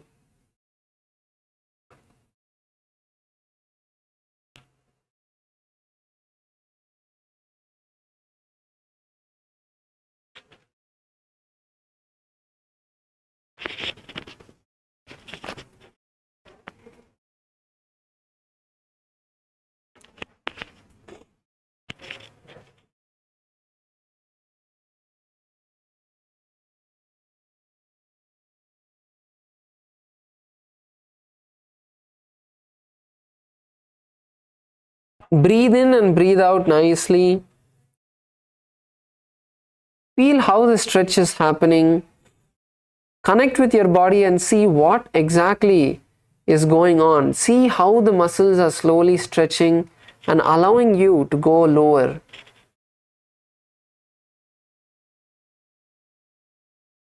So now slowly relax, come up. And now we are going to do the same on the first stretch that we did on the opposite leg. So now bring the opposite leg in front of you. Stand on the knee of one leg. Keep the opposite leg stretched.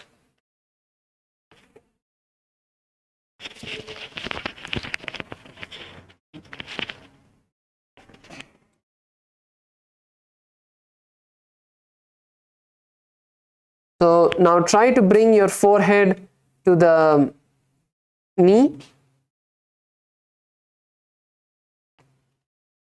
Try to bring your forehead as low as possible. Stretch your legs.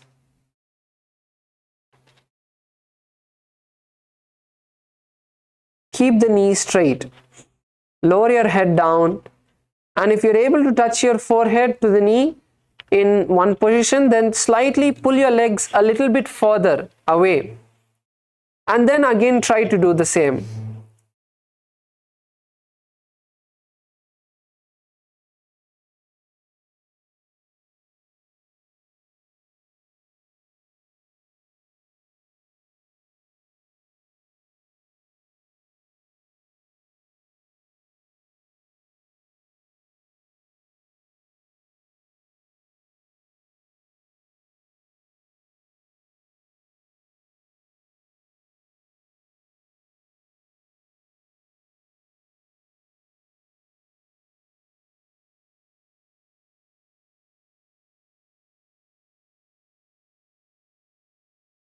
Breathe in and breathe out nicely. Stretch the leg. Stretch yourself.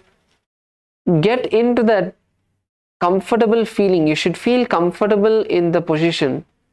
So nicely relax yourself in that position.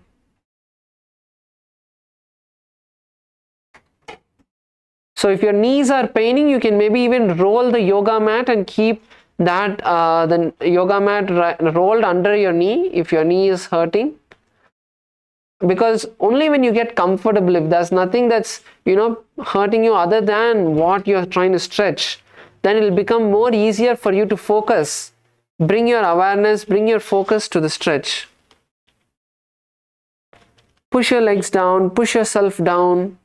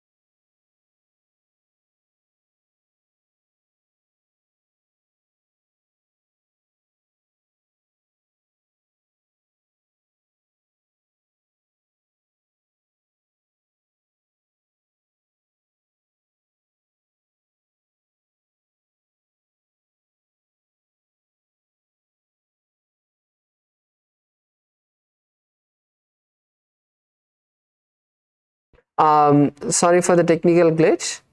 Now we'll move to the second one. Now keep your front leg bent and slowly straighten the back leg, pushing your hips all the way down.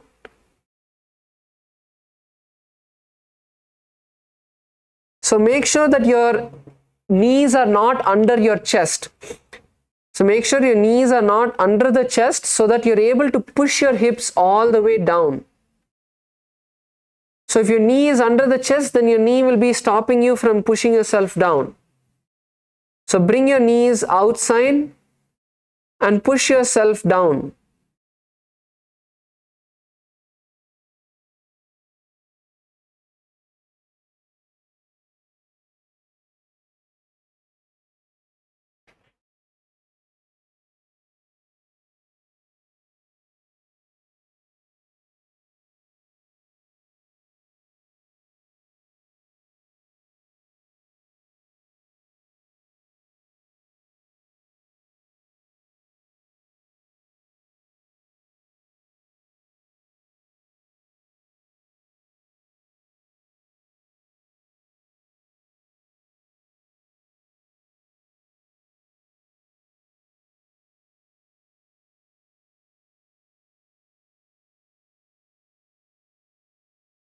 Breathe in and breathe out. Breathe in and breathe out nice and deeply.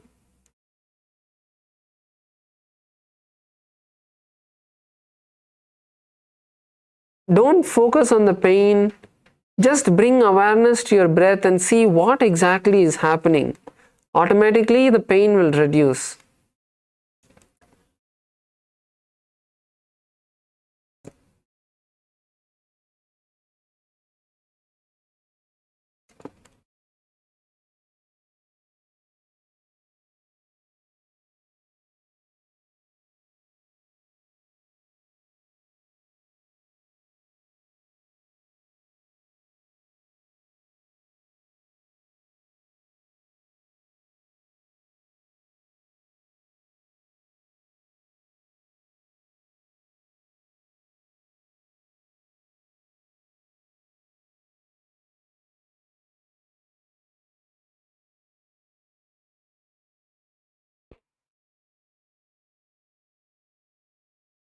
Now slowly relax.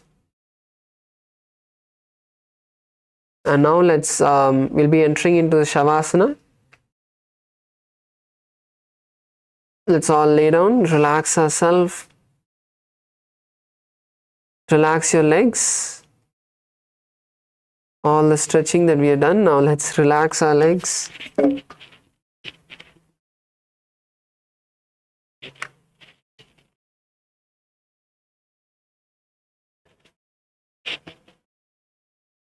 Relax yourself.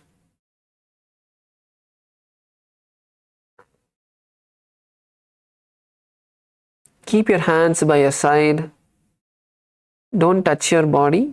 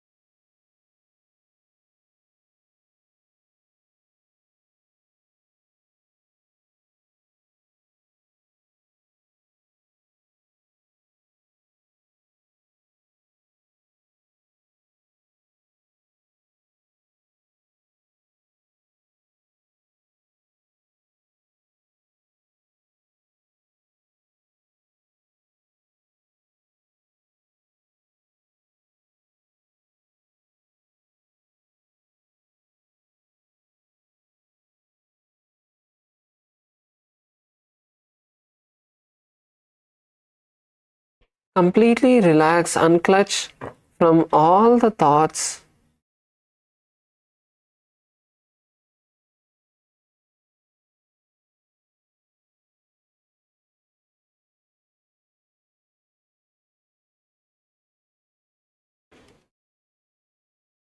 Just focus on relaxing your entire self.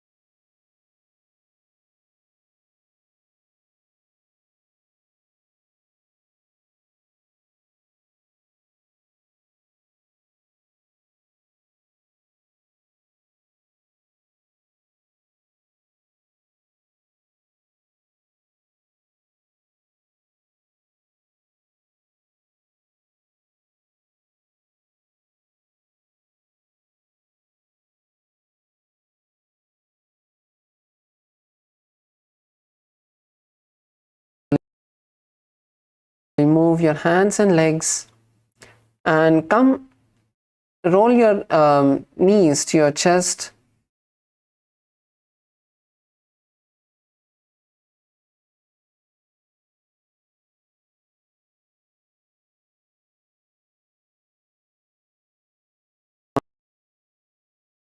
Into a comfortable seated position. Keep your eyes closed. Let's take a moment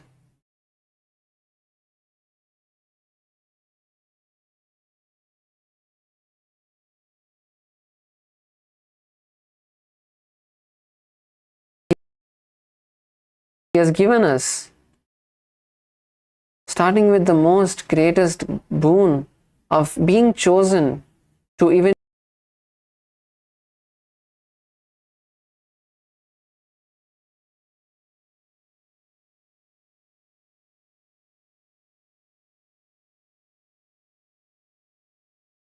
and all the other miracles He has manifested in us, for us in our life.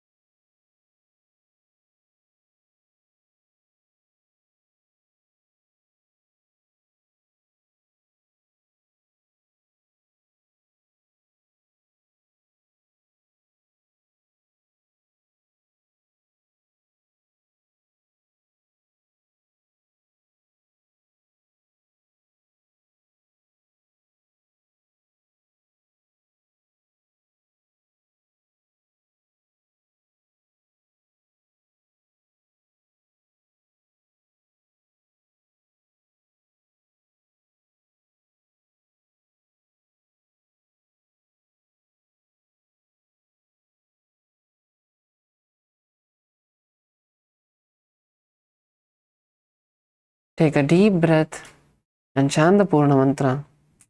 Om Purnamada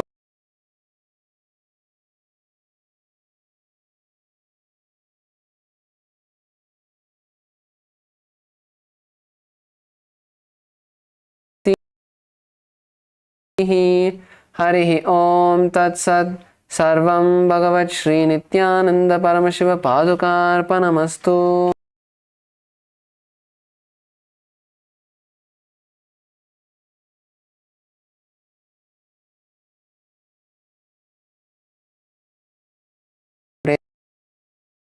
Nithyananda yoga session, and the next session timings will be announced by the hall volunteers. So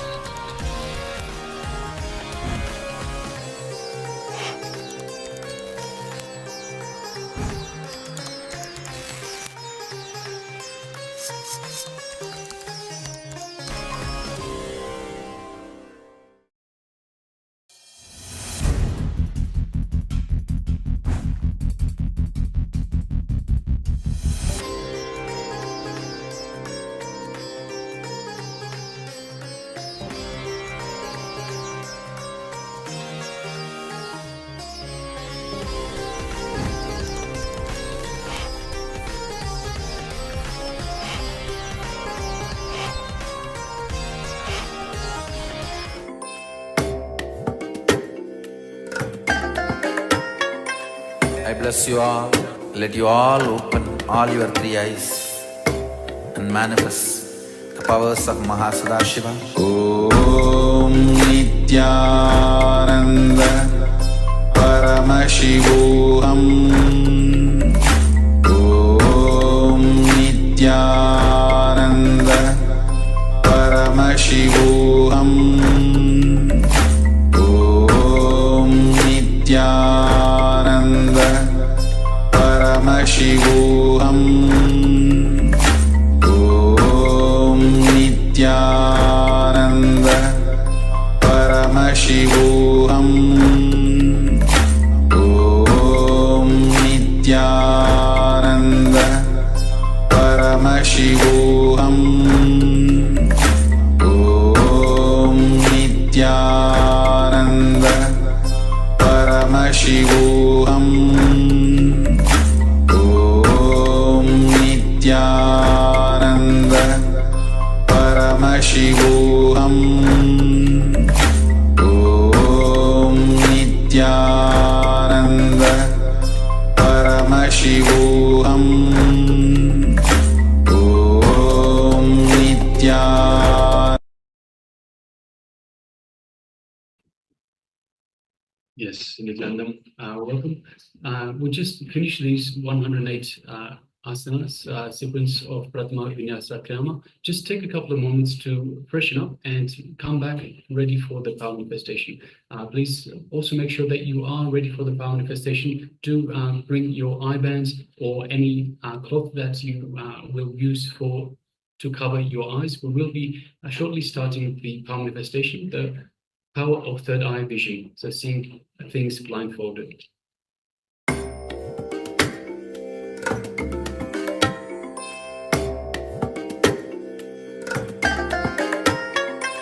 I bless you all. Let you all open all your three eyes and manifest the powers of Mahasadashiva. Om Nithyananda Paramashivoham.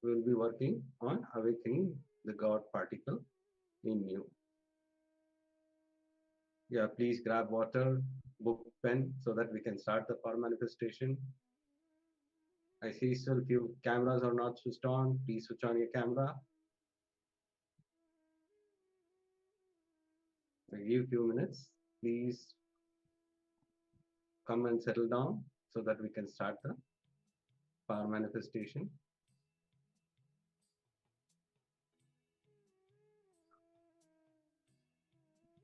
Yes, before entering into the power manifestation, let's see the Shastra Pramana to manifest the powers of third eye. कपालान्तर्मणो निस्य तिष्ठिम्मीलितलोचनः क्रमेण मनसोद्धार्य लक्षयेत् लक्ष्यमुत्तमम्.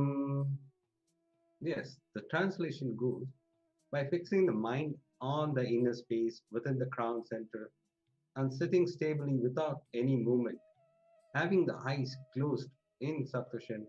By that stability of the mind and inner space, through the power of third eye, one directly sees the ultimate goal, Lakshya. By having the vision beyond the sight that reveals any object or place attaining the space of oneness with the source, Paramashiva. Now, let's enter into the power manifestation. Please blindfold yourself.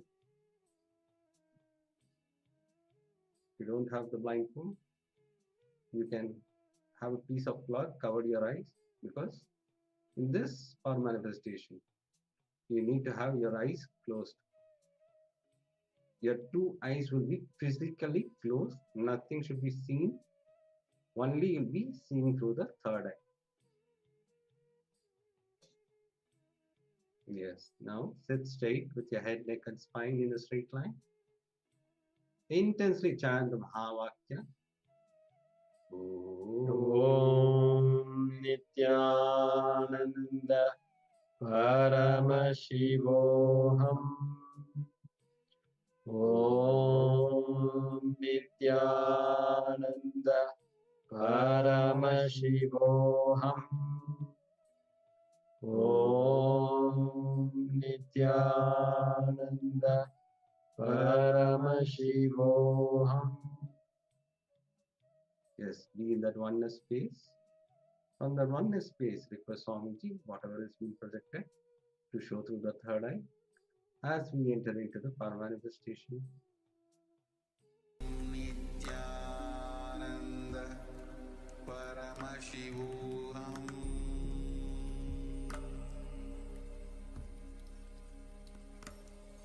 Om Nithyananda Paramashivoham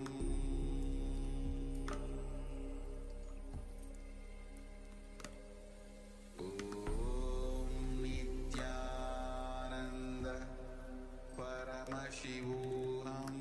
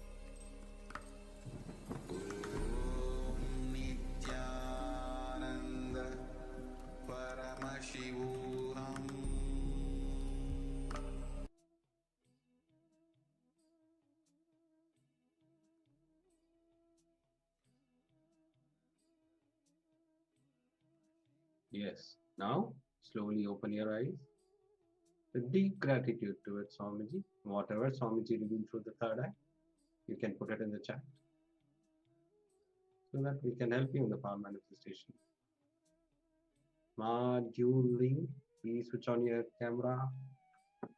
Ma Pink Sin Weng, please switch on your camera. And whatever Swamiji revealed through the third eye, you can put it in the chat. Can help you in the power manifestation.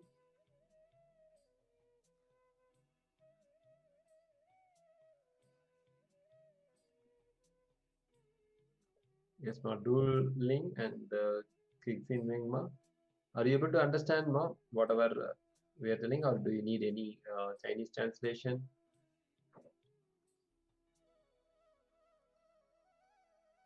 If you require a translation, please let us know in the chat.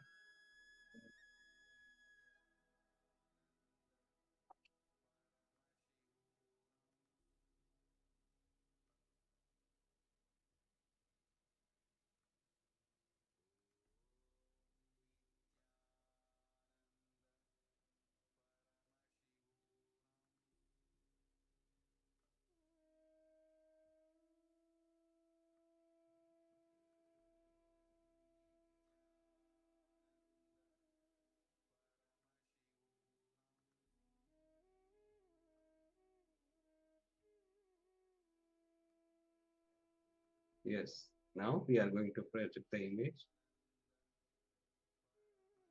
Yes.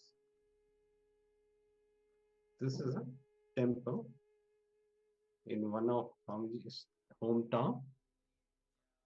If you have seen the temple or a blue sky or a granite stone, you can put it in the chat.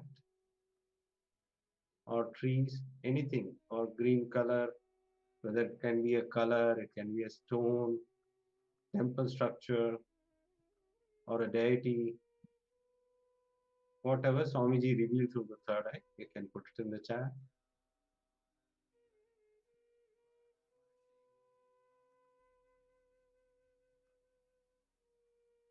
Yes, even if you should have got the visualization of any deities, because so many deities are sculptured in the temple tower. Please go ahead and share whatever has been revealed to you.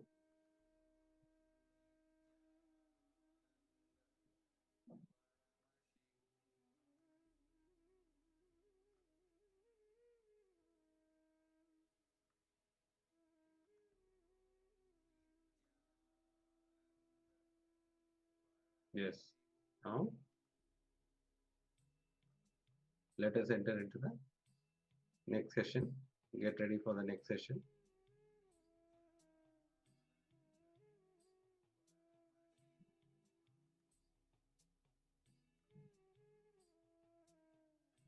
I request all the participants to have your book and pen along with you. Today we are going to see about awakening the God particle in us.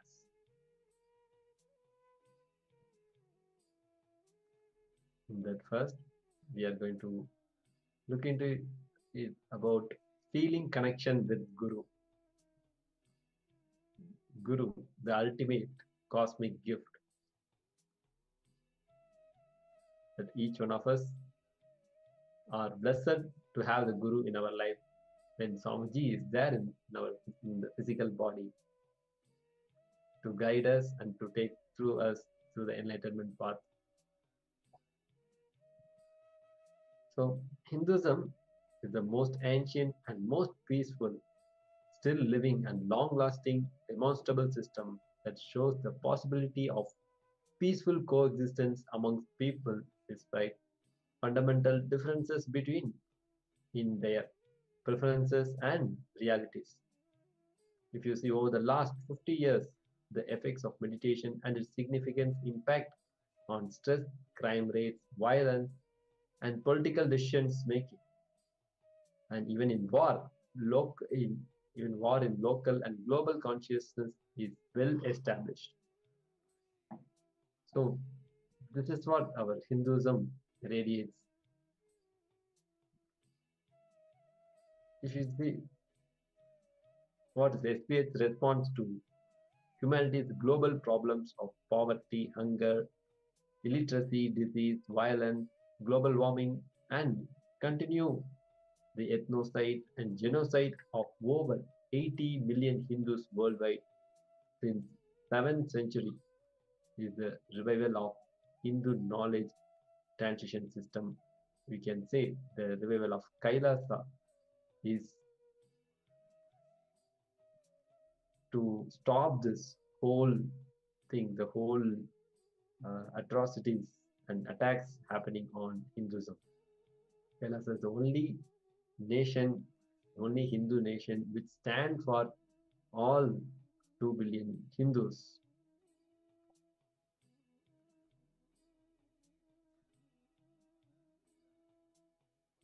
As we draw from ancient Hindu wisdom to address global challenges, we reinterpret Vedic knowledge for modern life, leading research in the areas like psychology, philosophy, medicine, cosmology, facilitating transformation for individuals and communities.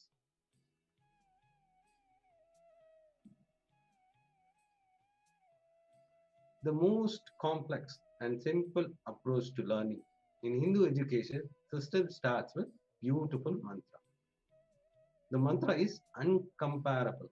The prayer mantra, Om Sahana Vahatu Sahana Bhaktu Sahaviryam Karavayi Tejasvi Navaditmastu.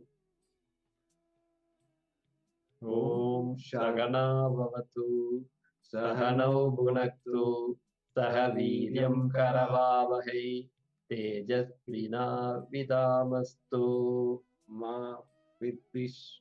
Ma Vidvishevahe Om Shanti Shanti Shanti.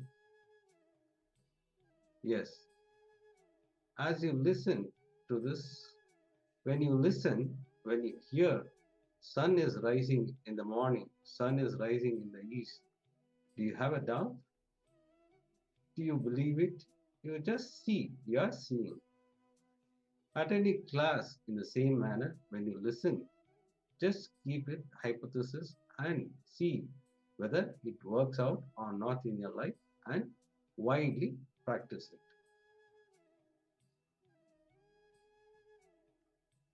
As the living representative of the unbroken oldest Guru Parampara from Paramashiva himself, I offer my devotees integrity, respect, commitment to that Guru Parampara first.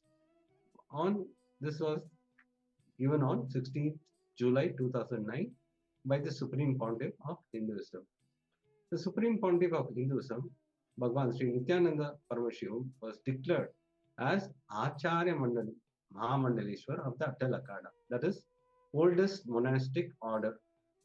At the age of 35, Atal Akada is the ancient body with history of 1400 years and represents one of the Dashanami Sannyasa Sampradaya, that is, which is 10 ancient monastic orders in Hindu tradition. Who is the Guru in your life? Understand? Who is the Guru in your life? The conscious decision process in you is given a breakthrough by Paramashiva incarnation as Guru. So we are all lucky to have as the Paramashiva as the incarnation in form of the Supreme Pontiff of Hinduism, Bhagavan Sri Nithyananda Paramashiva. All words, teaching, philosophies, principles are only to inspire you to be with embodied Guru. Once you find the embodied Guru, Guru Vak is your Shastra, scripture, principle, philosophy, Vedavak, word from the source Hindu scripture themselves. The space which literally makes the Maya shiver and takes you from the perceptual reality to the real reality. That space is Guru Tattva. Understand? The space which literally makes you the Maya shiver and takes you from the perceptional reality to the real reality. That space is Guru Tattva.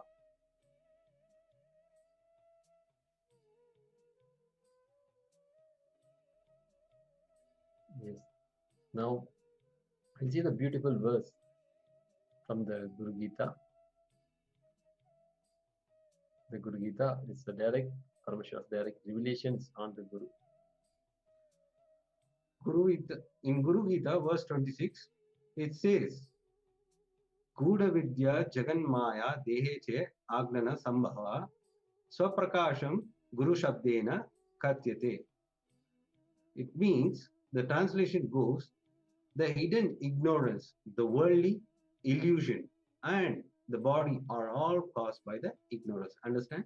The hidden ignorance, the worldly illusion, and the body are all caused by the ignorance, the absence of the sacred knowledge, by whose grace one attains the direct experiential knowledge and sacred cognition of self, that is Vijnana.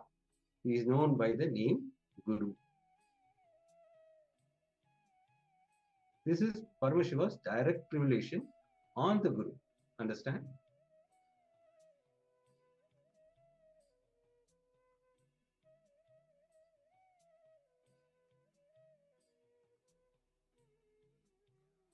Guru awakens Paramashiva's possibilities in you.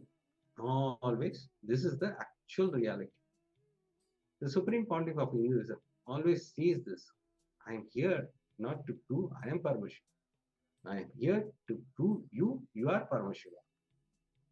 So all the times we keep on repeatedly saying, we have listened many times from the SPH.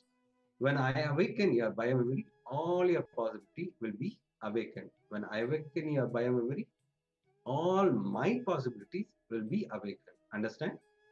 When I awaken your biomemory, all your possibility will be awakened. When I awaken your bioenergy, all my possibilities will be awakened. And Shivoham is your possibilities. Nithyanandaham is your possibility. The SPH Nithyananda Paramashiva. This is from the SPH Nithyananda Paramashiva. In today's powerful darshan, the Supreme Pontiff of Hinduism will be awakening the Paramashiva's possibilities in you. So get ready to awaken your biomemory and bioenergy, and you will be awakened to Swamiji's possibility. So that is Nithyanandokam. And yeah, let's get ready. And today mostly we'll be having the live darshan. So now itself, please call all your friends and family and invite for the program, Paramashivoham Level 2 program. Please take some time and invite your family, friends, colleagues, everybody to attend this program and tell about this today's darshan also. The special initiation is happening. There's the Kumbh Mela and Paramashiva Sena. The program is going to start soon in USA and in India also. That announcements are also going on. So beautiful things are happening, and Kartika Deepam is going to happen in another few days. In 4 days, Kartika Deepam Brahmotsam is happening. And Jayanti festival is coming next. So we have a lot of beautiful things and grand festivals are coming. Let's get ready. Please take some time and call your friends and family to invite for the darshan and for the program.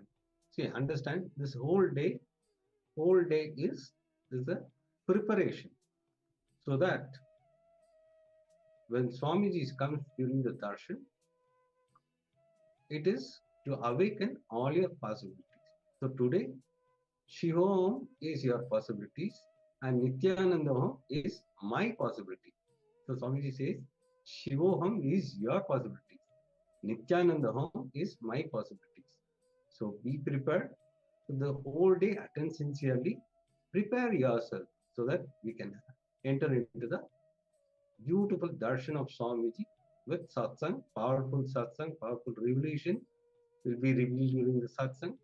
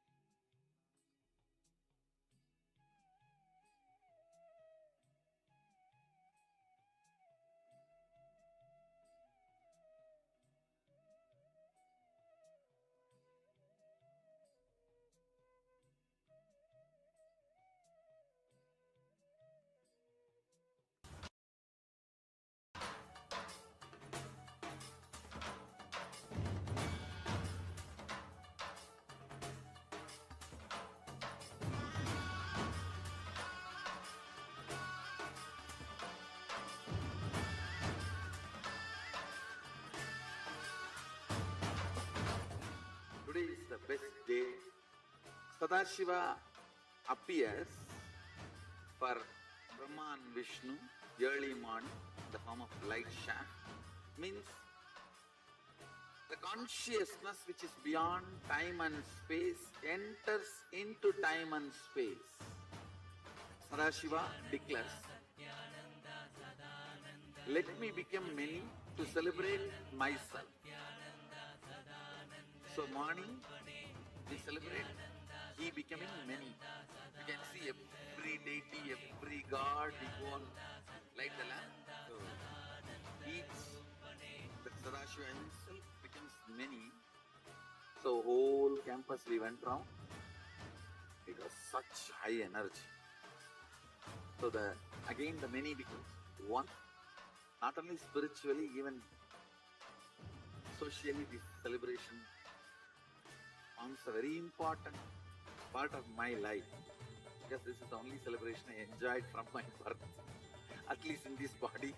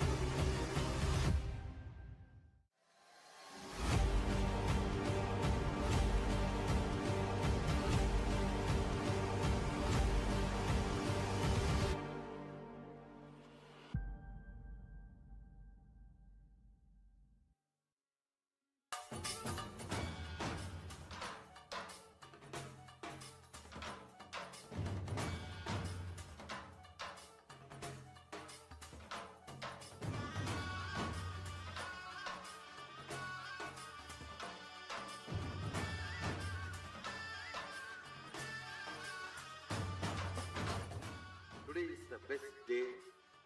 Sadashiva appears for Brahma and Vishnu early morning in the form of light shaft. Means the consciousness which is beyond time and space enters into time and space. Sadashiva declares, let me become many to celebrate myself. So morning we celebrate he becoming many. You can see every deity, every god, we go and light the lamp. So the Sadashiva himself becomes many. So whole campus we went round. It was such high energy. So again the many becomes one. Not only spiritually, even socially, this celebration forms a very important part of my life. Because this is the only celebration I enjoyed from my birth, at least in this body.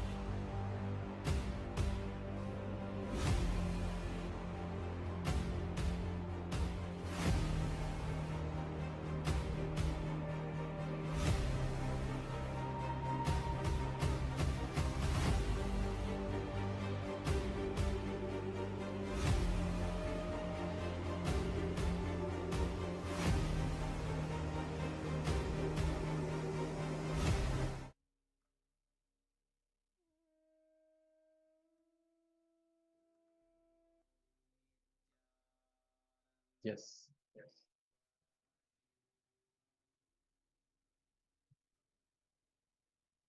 Now, let's enter into the other segments. So, as we discussed in today's darshan, we are going to get blessings to awaken our biomemory and bioenergy. So, now we are going to directly hear from Supreme Honorificism how being in samadhi, it will awaken our bioenergy and biomemory. Please be seated with your head, neck, and spine in a straight line. Just have your book and pen along with you so that we can enter into the session, Swamiji's session, where Swamiji reveals powerful revelation on awakening the God particle and our ego, how the ego plays, and what all we suffer due to our ego. So let us enter into this session. Get ready. Have your pen and book along with you. Always have this thing so that whatever clicks you get, you pen it down. That will help you in your daily power manifestation as well as all the problems which are facing in your life. This powerful cognition will come up and will help you to solve all your problems. Yes, Nithyananda, Lisa, Ma, welcome for the PSM session. Yes, we have already finished the power manifestation. Now we'll be entering into the Swamiji's satsang.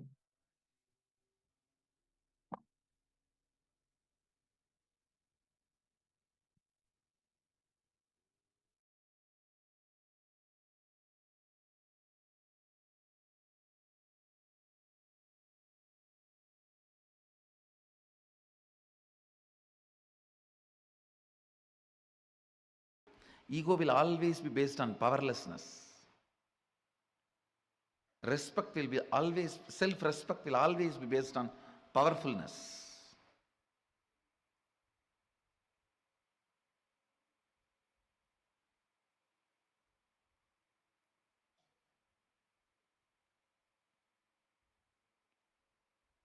Every time when a problem comes in front of me, I only become more powerful by learning and expressing the method and solving it.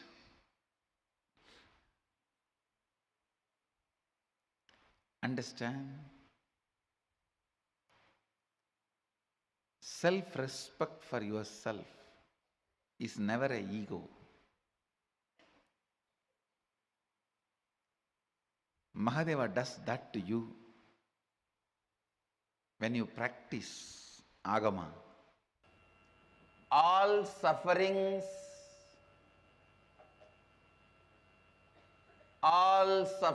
when I say all, I mean capital letter ALL. All sufferings is because you forget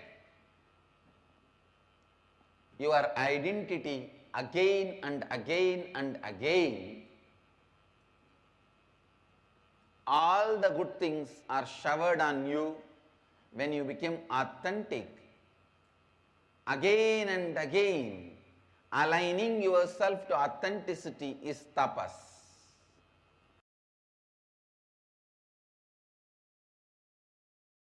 Listen, all your depression, all the feeling of suffocation you have, all the feeling of tortured you have, all the pain you have physically, all the pain you have mentally, everything boils down to one. Listen carefully, boils down to one. That one is fear of losing what you think as you comfortably. Fear of losing your existence. Fear of losing your experience as you. You think this is the way you should exist. And anything threatens that existence, immediately the fear is invoked. And when the fear is invoked, understand, you become cunning fox.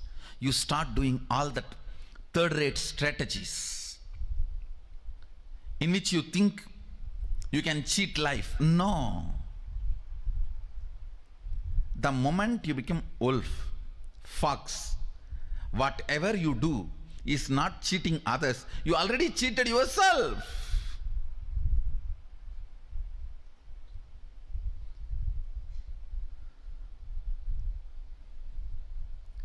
Immortality is the way of existing, means nothing can touch the way you exist.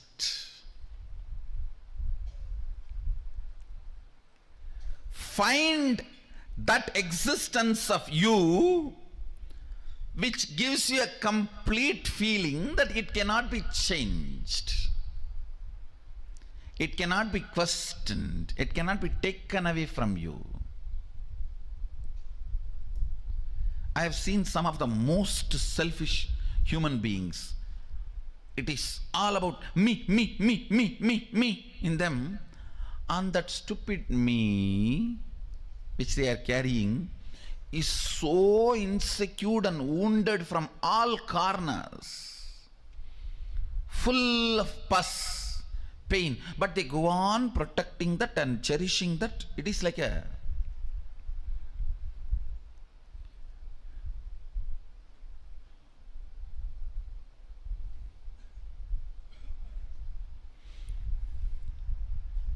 you have somebody who came to your house as an orphan,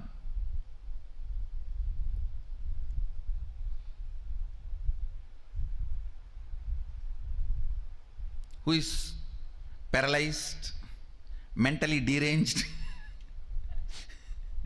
nothing in them works other than arrogance, demanding, but you fall in sympathy with that person, and that person, if you don't take care of me, I will die, I'll die. And you give your whole life literally and take care of that person. Why? Because the person, if I don't take care, who will take care of that person? And end of the life, you did not get married to take care of the person, you did not have children to take care of the person, you did not do whatever you want to do in your life just to take care of the person, you did not even go to guru to take care of that person, everything. End of the life, the person just kicks you in your face and disappears in the air, thin air. You are here sitting, wasted the whole life to protect somebody. So finally you realize that person is not there. It's a delusion, ghost. That is exactly what you are doing. Who you are trying to protect. The identity you are trying to protect. With that me,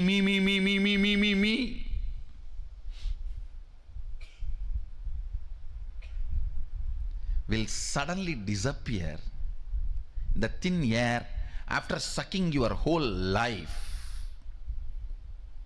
And then you will realize, oh God,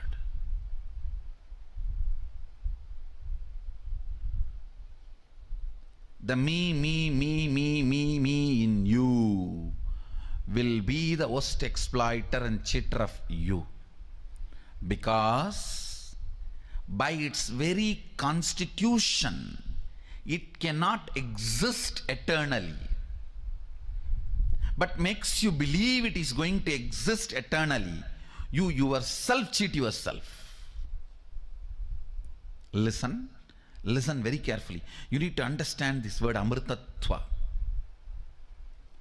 There is something in you which does not lose itself even while you go through the dream, while you go through the waking state, while you go through the deep sleep. Relaxing into that something is what I call amritatva, immortality. Start finding that something which does not lose its existence while you go through a dream state or deep sleep state or waking state.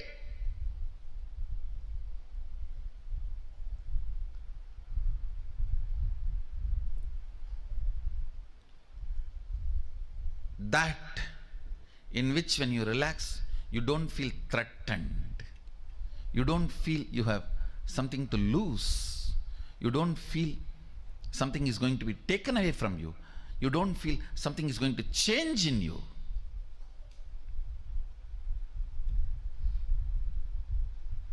Amritatvam. Amritatvam. Whether you are a 2-year-old kid or 20-year-old loose or 80-year-old Karabolt or 99-year-old about to go get visa, whoever you are, the first priority for you should be recognizing that part of you. Actually, it is there like a bone marrow in you. That part of you, see, like how skin, then blood, then bone, and then bone marrow, how the structure of the body. Same way, your ordinary confusions, your ordinary attachments, then your ordinary fears. Then if you dig deep into you, the core you, inside the core you, just like inside the bone marrow, inside the core you is sitting that immortality, amritatva, which you don't lose or which does not recognize any of the physical, mental pains you imagine. You go on imagining physical, mental pain because of the hidden payoffs.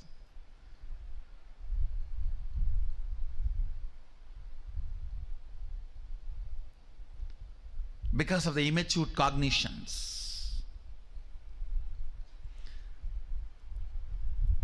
Just like inside your bone, the bone marrow is there. Same way, inside your identity, that immortality is there in the form of a pure light. In the form of a pure consciousness, pure light. Recognizing that part is the first priority.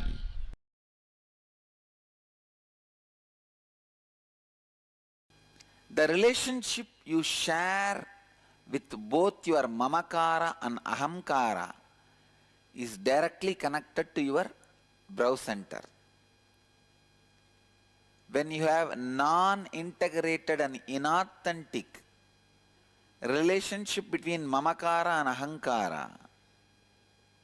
For example, in mamakara you feel you are covered, frightened, no courage, and in ahankara you show courageous, powerful, direct inauthentic, direct non-integrated. Then your ajna collapses. Having integrity and authenticity with mamakara and ahankara, your ajna flowers. Unfortunately, almost all human beings have inauthenticity with both mamakara and ahankara. How many of you feel you have inauthenticity with your ahankara and mamakara? I think I should ask in the other way. How many of you feel you don't have inauthenticity? No, you cannot be. If you have, come on, I have a place for you here. This whole second row you can fill. Or I'll even empty this line, you sit there.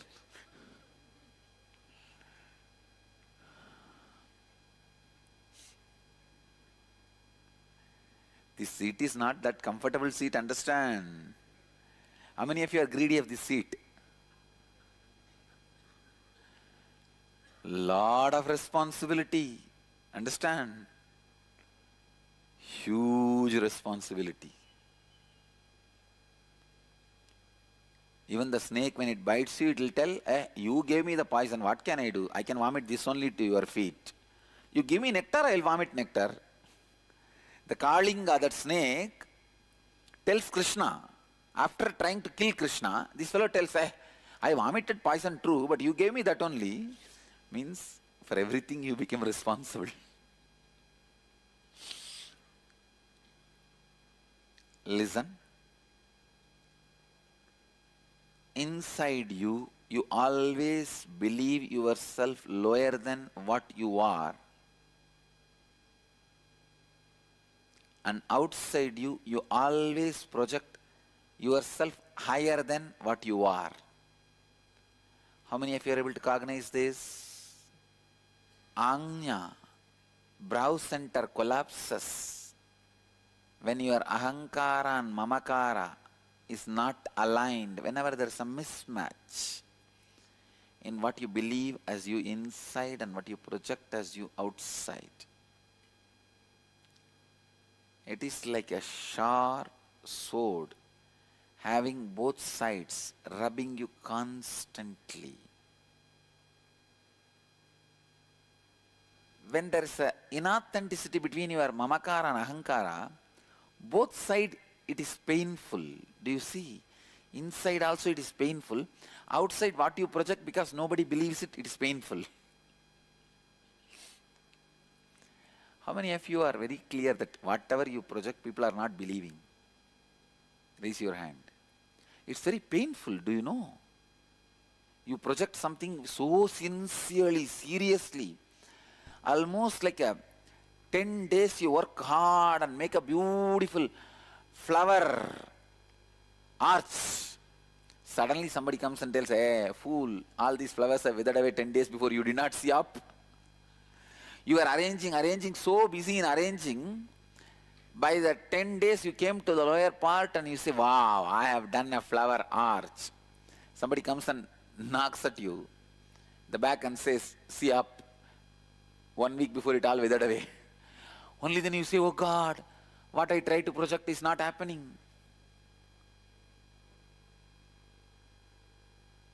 It hurts. It hurts. The inauthenticity of your ahamkara is pulling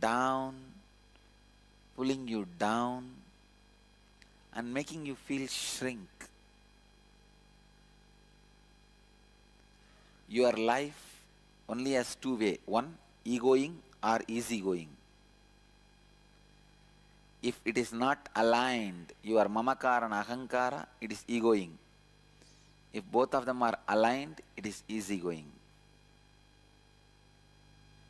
You can see when someone is egoistic, they become very heavy, serious, start living with disease.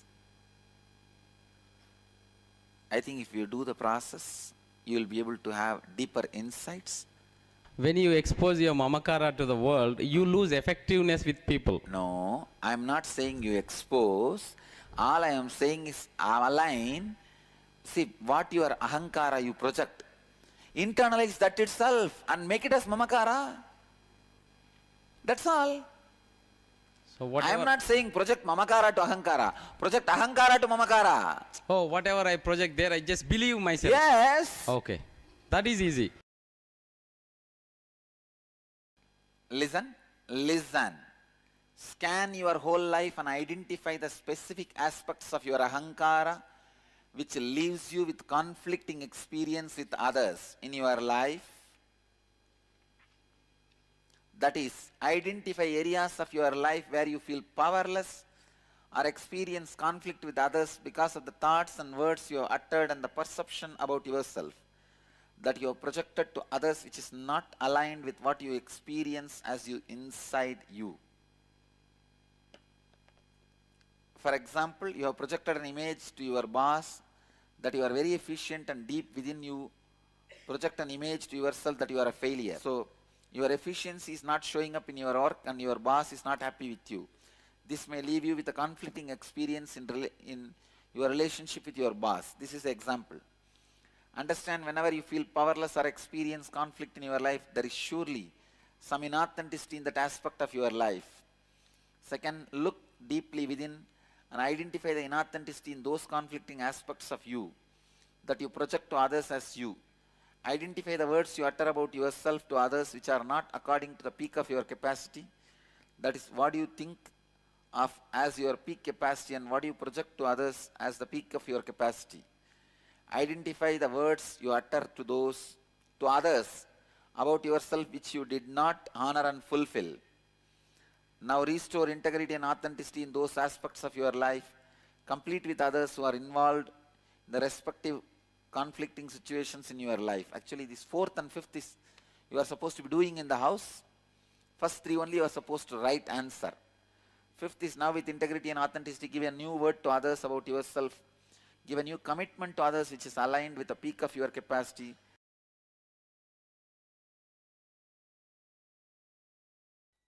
Having tolerance and patience is different. Compromising is different. Compromising means you should not come down from your spiritual cognizance. The way you make decisions, the way you think, the spiritual cognitive shift you experienced, that should not be compromised. Don't come down from that. Add little more tolerance. Try to turn blind eye for some problems. That is allowed. Out of compassion, you can just turn your eyes the other side. But you yourself should not bend, should not come down from the way you take decisions. The spiritual cognitive shift should not be reduced. And show little tolerance. Don't worry. Your husband will not be scared. He will only be happy. Just do not allow your ego to fight with people. Live with confidence. Confidence will always bring tolerance. When I can tolerate with you, you can tolerate with anybody.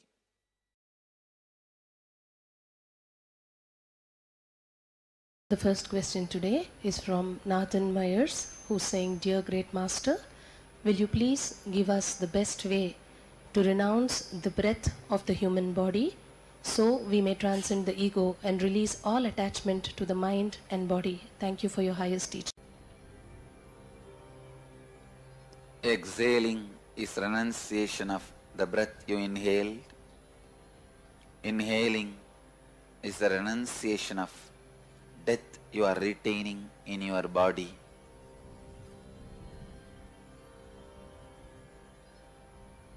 When you be in the center, neutral space between inhaling and exhaling, you renounce both life and death, rest in enlightenment.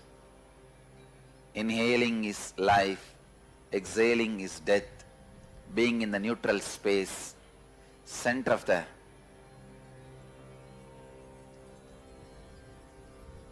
inhaling and exhaling is enlightenment, samadhi space. Try continuously to be in the neutral space. That's the way you become enlightened. That's the way you will radiate enlightenment. That's the best way to renounce breathing and all the movements of life and death related to breathing.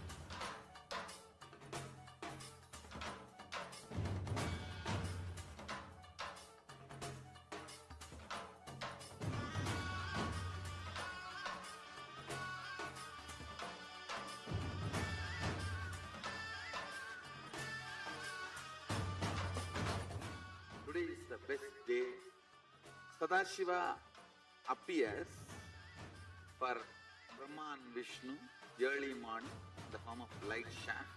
Means the consciousness which is beyond time and space enters into time and space.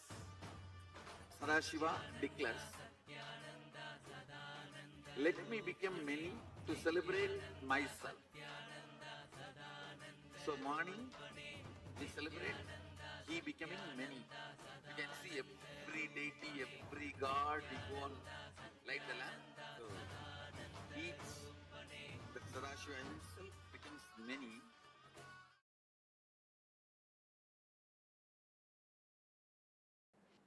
Actually today I wanted to work on perpetual completion. Understand? Perpetual completion means ability to sit in the completion continuously without tiredness, boredom, without any incompletion able to move you. Without tiredness, boredom, without any incompletion able to move you. It is like a sit. Whenever incompletions comes up, relive and drop the incompletion. Again, just sit. The space of completion. It will almost look like the initial level, the person who has a diarrhea, how he runs to the restroom and comes back. And in next 5 minutes again he runs to the restroom and comes back. Again he runs to the restroom and comes back. In the initial it will look like that only. But in few minutes it will settle down. It may look like a wrong analogy. You can sit with open eyes or closed eyes. But you can't engage yourself in unconscious slumber, means sleeping. You can't engage yourself in just getting lost in the flow of thoughts. No. You will only sit in the space of complete completion. I am going to be here continuously encouraging you and guiding you. Listen. Listen to the instruction. You don't need to keep your eyes closed or eyes open. It's up to you. You want to keep your eyes open, keep it open. If you want to keep your eyes closed, keep it closed. It's up to you. But no thought current inside. You will sit in the space of completion. Any thought comes up is an incompletion. Then see the source. Why that thought? Feeling agitated, feeling irritated, feeling tired, feeling bored. Why that thought? See the source. When you started developing the same thought trend, relive, complete, relieve, come back to completion. How many of you understand the process? Shall we start? It will not be difficult, I tell you, very easy it will be. Only first 10 thought you have to do completion, and then after that it is just a simple decision, you will be in the space of completion. That is all. Permanent pain is nothing but every individual separate thoughts continuously coming. There is no permanent, continuous. Broken leg, every thought. I have had a hand fracture. Every thought of pain is continuous, not permanent. You can look in what mind says pain, from where that thought trend of pain is developing, how I am developing, look in. When you started developing, just see that thought trend and complete, relive. You will see it disappears. So thought will cross the thought and you will be thoughtless. Understand? Completion is also one thought which completes the incompletion. You will be in the space of completion. I tell you, you can complete even with the life incidences happening. For example, if you are continuously abused, decide I am completing with this pattern. You will see suddenly, you will stop attracting the people who are abusing you. Your life incidents can be completed. What you are talking about, small pains.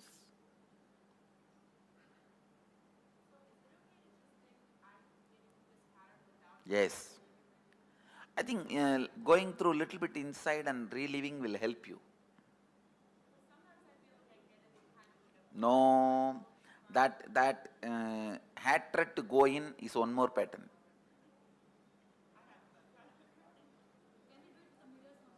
Yes.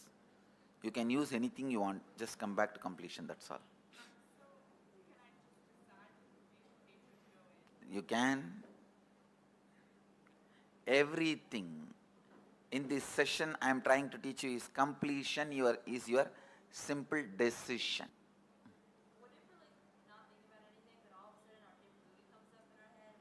That is incompletion. That is what I am telling. Run to the bathroom immediately. Take a diarrhea patient. Complete, drop, and come to the space of completion. Actually, I am teaching you to live in Nirvikalpa Samadhi. Perpetually living in Nirvikalpa Samadhi. Perpetually living in the space of Advaita. Perpetually living in the space of completion. That's what I am teaching you guys now.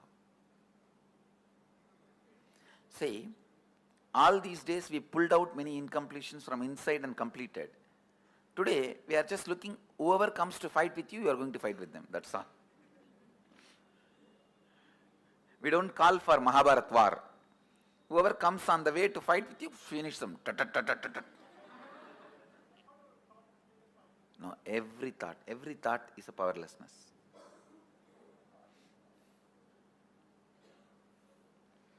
Shall we start? You don't need to close your eyes or tie the ribbon. Just sit. If you want to close your eyes, you can close. If you want, you can pick up your mirror. Let's start.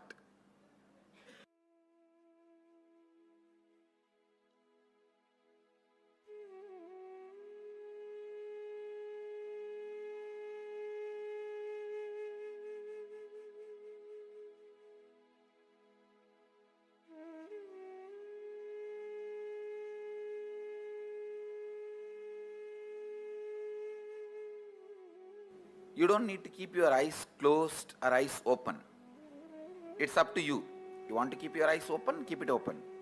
If you want to keep your eyes closed, keep it closed. It's up to you. But no thought current inside. You will sit in the space of completion. Any thought comes up is an incompletion. Then see the source. Why that thought? Feeling agitated, feeling irritated, feeling tired, feeling bored. Why that thought? See the source. When you started developing this same thought trend, relive, complete, relieve, come back to completion.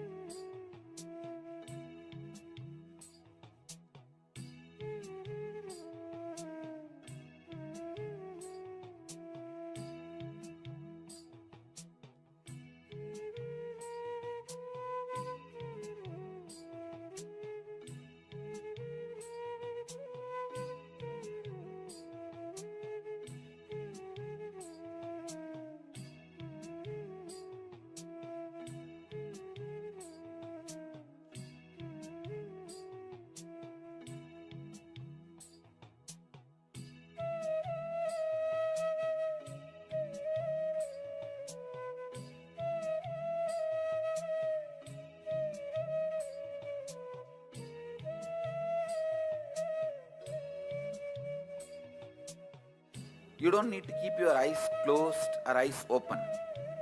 It's up to you. You want to keep your eyes open, keep it open. If you want to keep your eyes closed, keep it closed. It's up to you. But no thought current inside. You will sit in the space of completion. Any thought comes up is an incompletion. Then see the source. Why that thought? Feeling agitated, feeling irritated, feeling tired, feeling bored. Why that thought? See the source. When you started developing the same thought trend, relive, complete, relieve, come back to completion.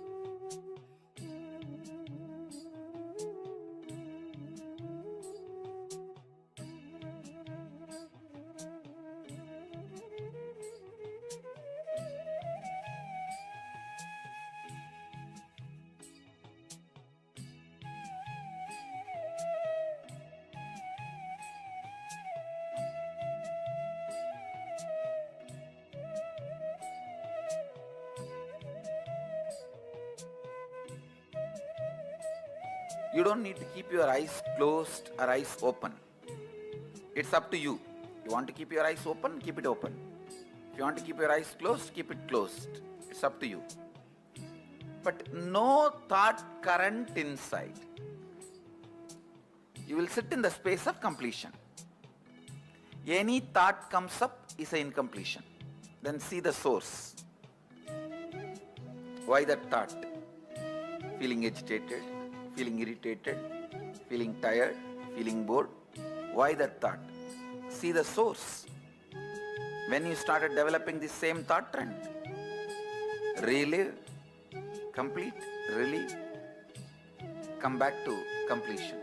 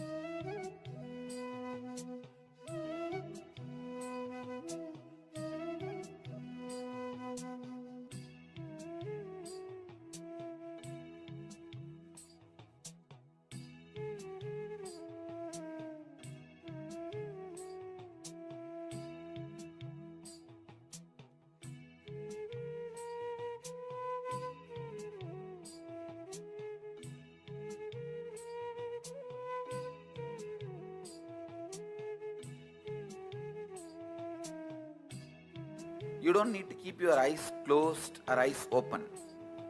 It's up to you. You want to keep your eyes open, keep it open. If you want to keep your eyes closed, keep it closed. It's up to you. But no thought current inside.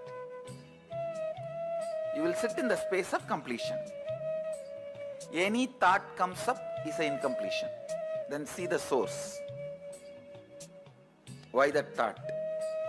Feeling agitated, feeling irritated, feeling tired, feeling bored. Why that thought? See the source.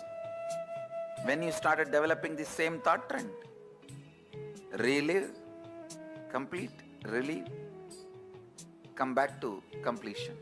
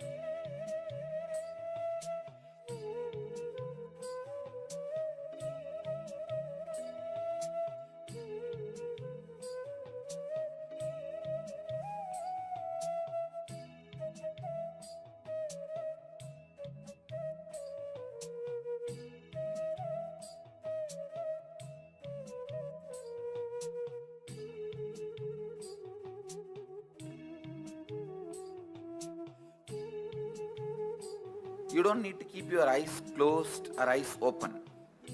It's up to you. You want to keep your eyes open, keep it open.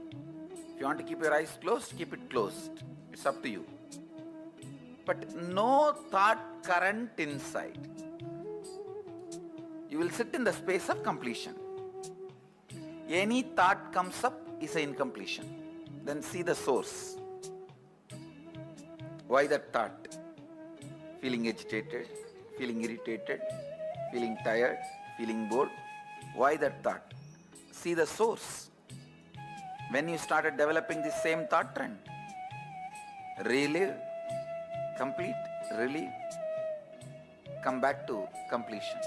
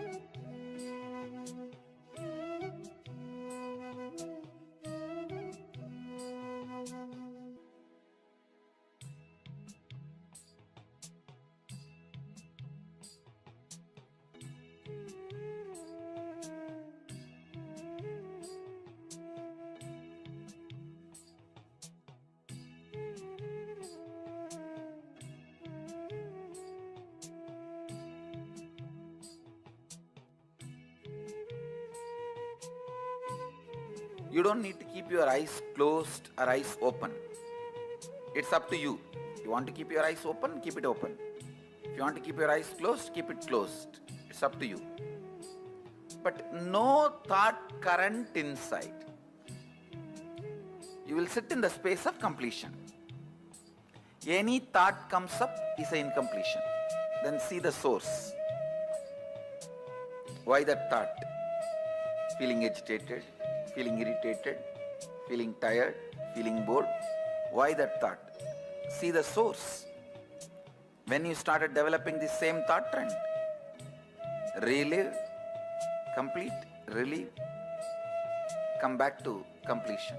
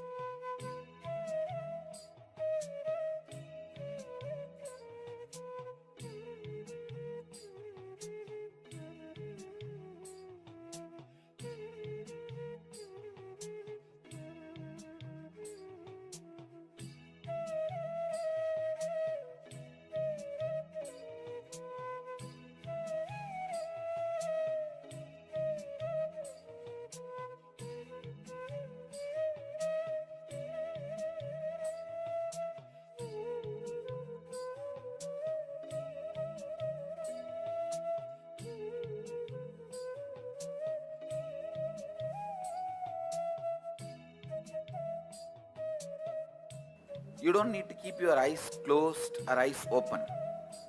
It's up to you. You want to keep your eyes open, keep it open. If you want to keep your eyes closed, keep it closed. It's up to you. But no thought current inside. You will sit in the space of completion. Any thought comes up is an incompletion. Then see the source. Why that thought? Feeling agitated, feeling irritated, feeling tired, feeling bored. Why that thought? See the source.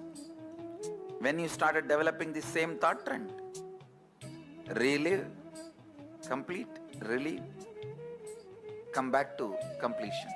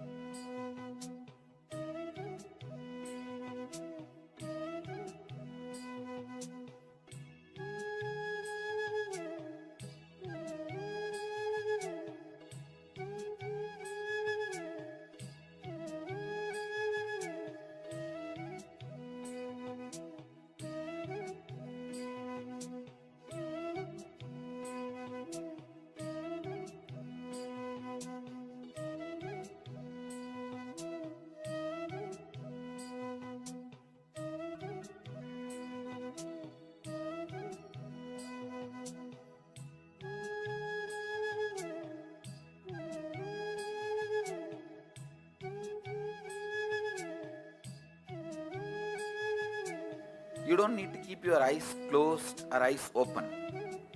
It's up to you. You want to keep your eyes open, keep it open. If you want to keep your eyes closed, keep it closed. It's up to you. But no thought current inside. You will sit in the space of completion. Any thought comes up is an incompletion. Then see the source. Why that thought? Feeling agitated, feeling irritated, feeling tired, feeling bored. Why that thought? See the source. When you started developing the same thought trend, relive, complete, relieve, come back to completion.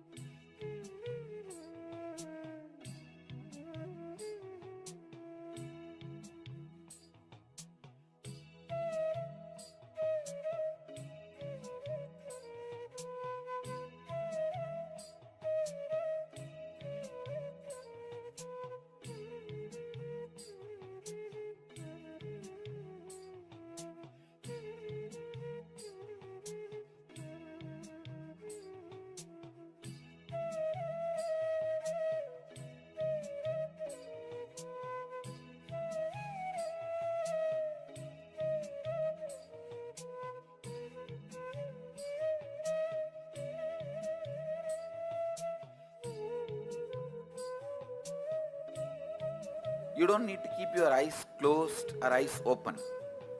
It's up to you. You want to keep your eyes open, keep it open. If you want to keep your eyes closed, keep it closed. It's up to you. But no thought current inside. You will sit in the space of completion. Any thought comes up is an incompletion. Then see the source. Why that thought? Feeling agitated, feeling irritated, feeling tired, feeling bored. Why that thought? See the source. When you started developing the same thought trend, relive, complete, relieve, come back to completion.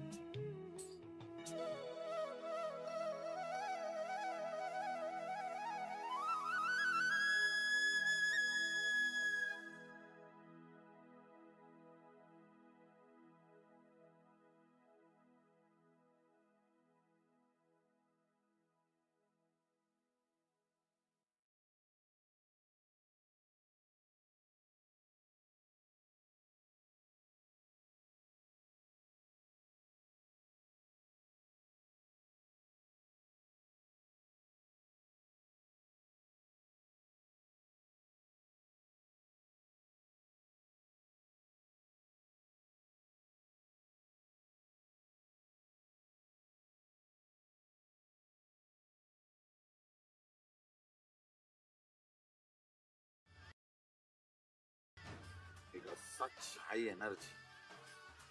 So the many becomes one, not only spiritually, even socially. This celebration forms a very important part of my life, because this is the only celebration I enjoyed from my birth. at least in this body.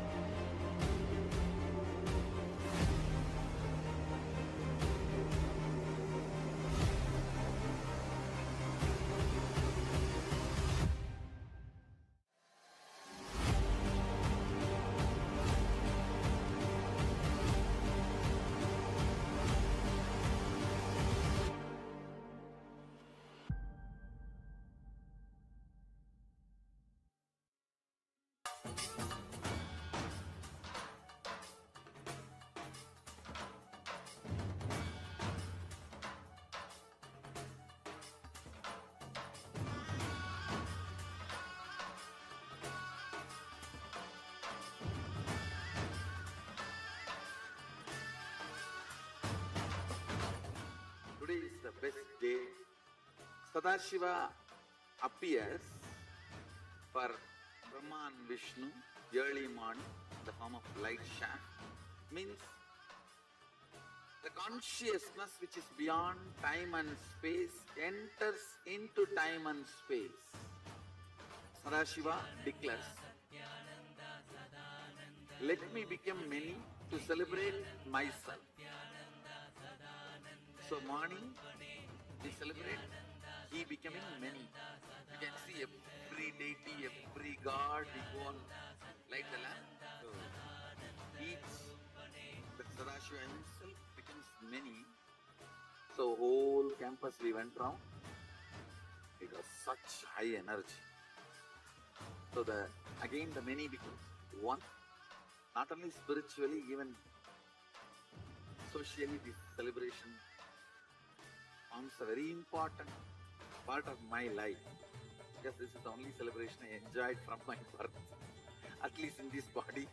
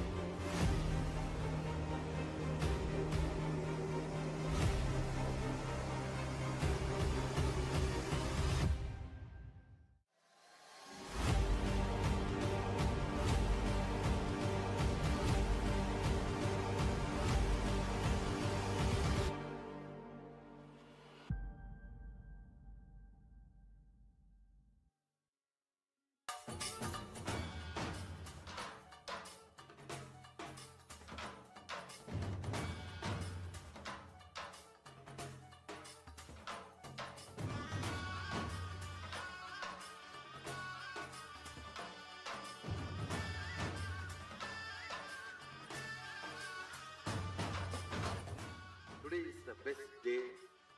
Sadashiva appears for Brahma and Vishnu early morning in the form of light shaft. Means The consciousness which is beyond time and space enters into time and space. Sadashiva declares, let me become many to celebrate myself. So morning, we celebrate he becoming many. You can see every deity, every god, we go and light the lamp. So each, the Sadashiva himself becomes many. So whole campus we went round. It was such high energy. So again the many becomes one. Not only spiritually, even socially, this celebration forms a very important part of my life, because this is the only celebration I enjoyed from my birth, at least in this body.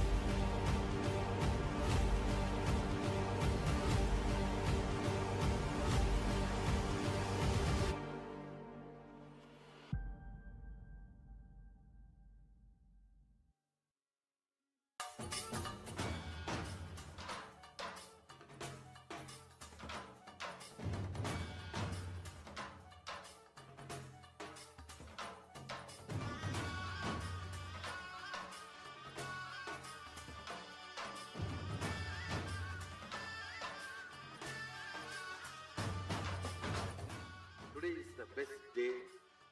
Sadashiva appears for Brahma and Vishnu early morning in the form of light shaft. Means the consciousness which is beyond time and space enters into time and space. Sadashiva declares, let me become many to celebrate myself. So morning, we celebrate he becoming many. You can see every deity, every god, we go and light the lamp. So each, the Sadashiva.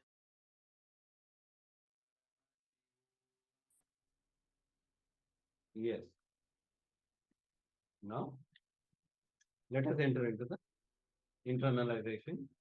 I request all the participants to have the book and pen along with you. So today we'll be looking at freedom from body and mind.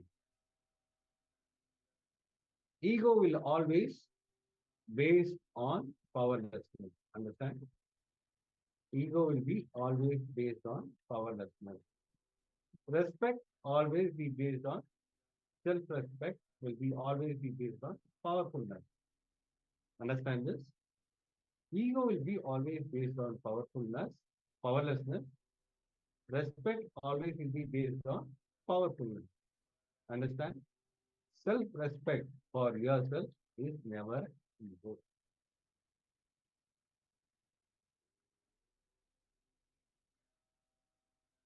Having tolerance and patience is different.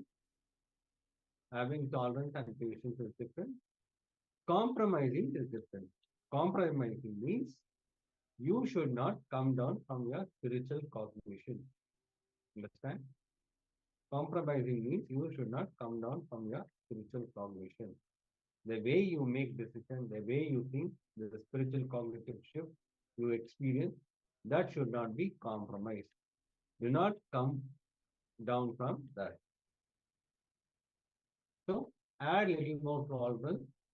Try to turn blind eye for some problems. Add little more tolerance. Try to blind eye for some problems. That is allowed out of compassion. Just some problems can be blind eye because that can be allowed based on out of compassion. You can just turn your eyes to the other side, but you should not bend. That is the most important thing. You can just turn your eyes to some problem, but you should not bend. Should not come down from the day you take decision. Yes.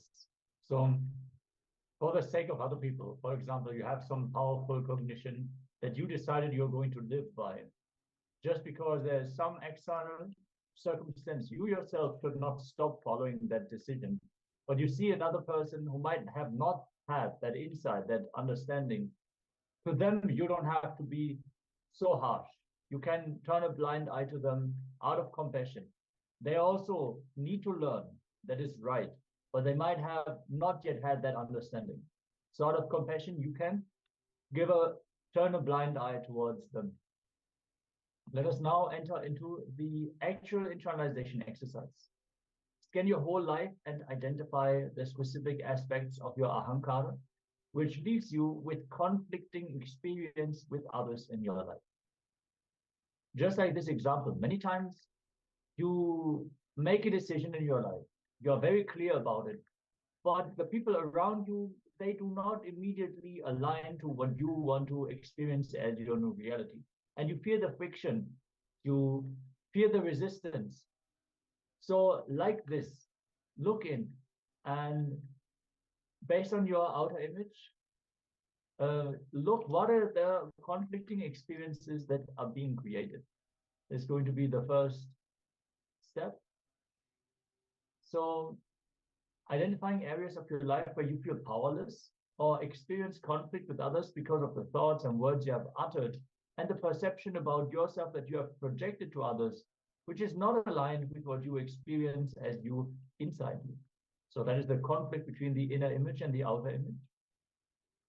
Understand whenever you feel powerless or experience conflict in your life, there is surely some inauthenticity in that aspect of your life. So let us take a few moments, look through our life. Even recent incidents are okay because these patterns recreate themselves all the time. So look in, scan your life, your whole life, and identify the specific aspects of your ahankara, your outer image that you are projecting, how you want to show yourself. Those aspects which leave you with conflicting experience with others in your life. If you have any questions about this step of the process, let us know. If there's any clarity you need, we'll happily help you out. Make sure you have your pen and paper ready and you write it down elaborately. If you want, you can first make a list and then add details, but it should be elaborate. So let us get ready for this step of the exercise.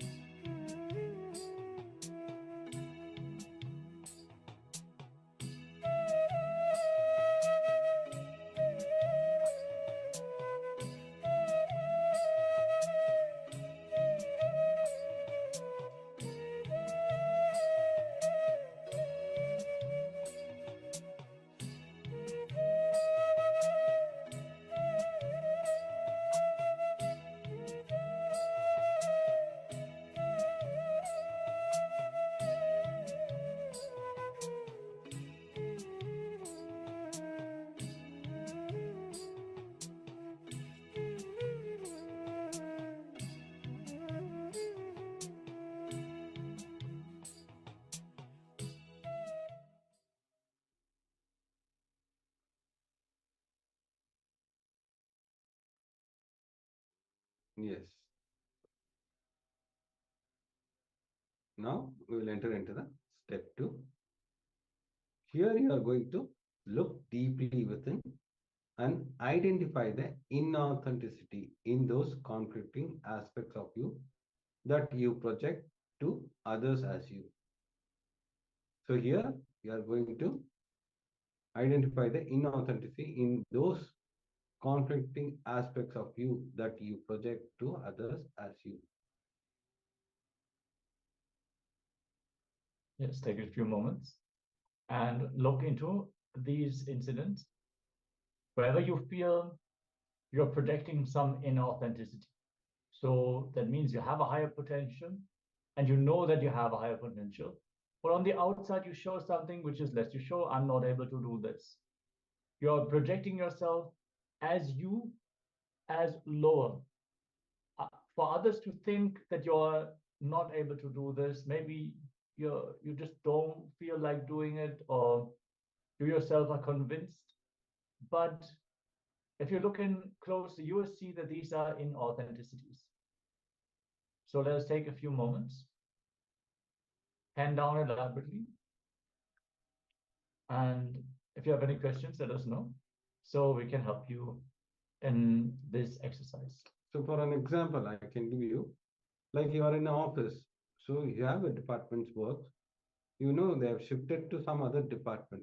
You are qualified for it, but you ignore because of you don't want to take that responsibility. So that is where you stop you stop yourself. So because you don't want to take the responsibility, you just say no, I don't know how to do this, but there are ways to learn and do it. But we simply stop ourselves from taking the responsibility. So you can pen down all this.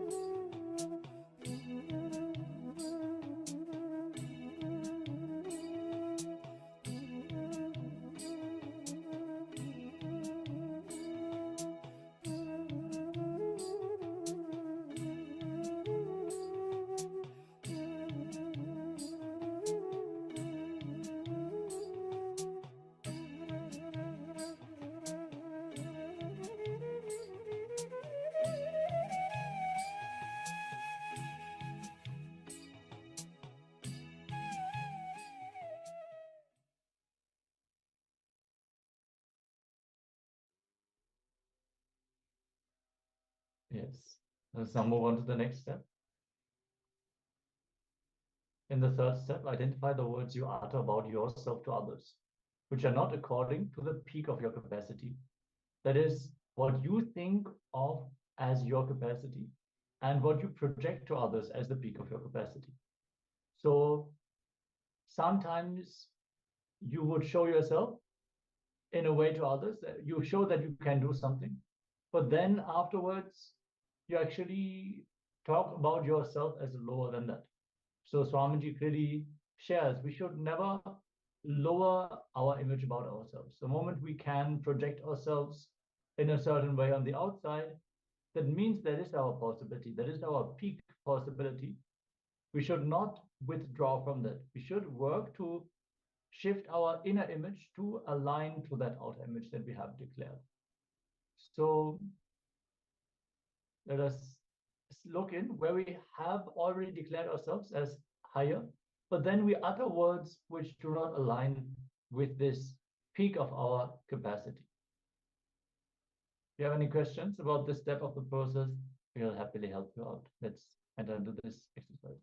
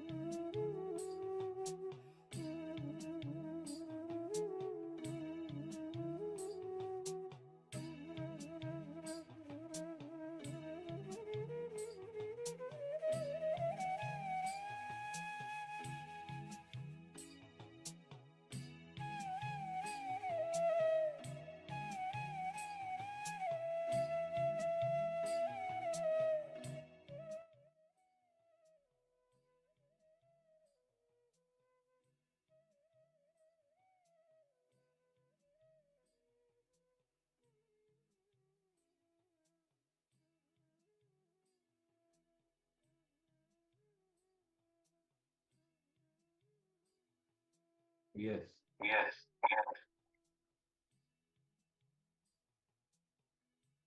Now, let's enter into the step 4.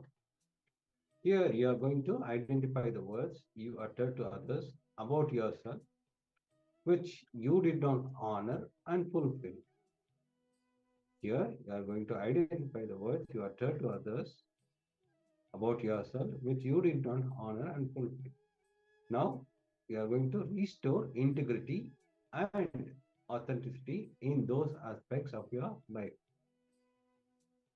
For an example, if you actually, you said you'll be working on this for a project, but you didn't fulfill that.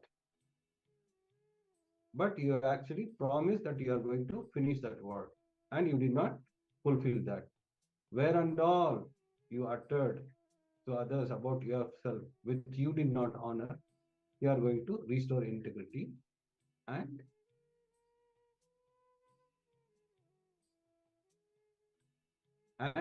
restore integrity and authenticity in those aspects of your life.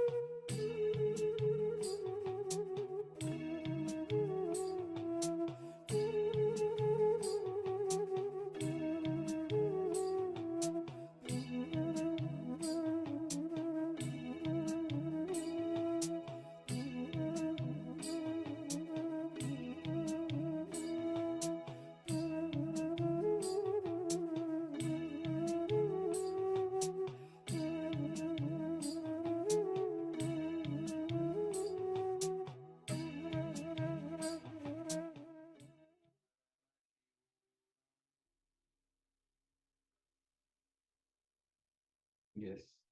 Now, if you have completed, let's enter into the power manifestation session.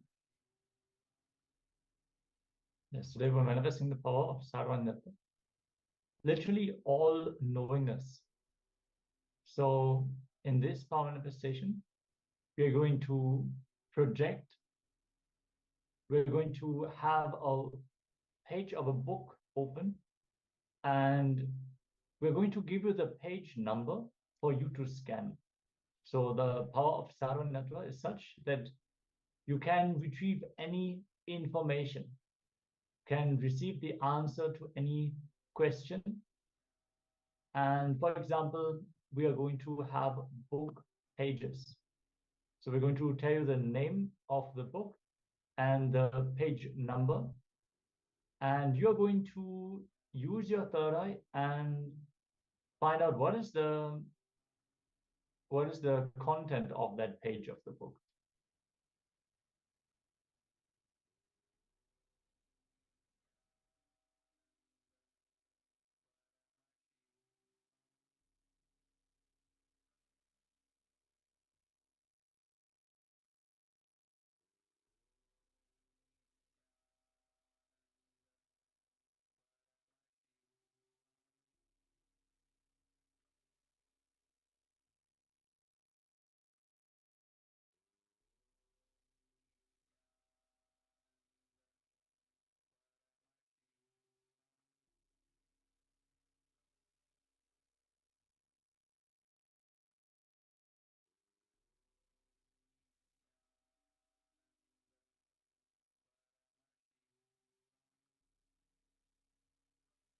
Yes, you have the Shastra Pramana to the power of Saranatva, all knowingness, all pervadingness.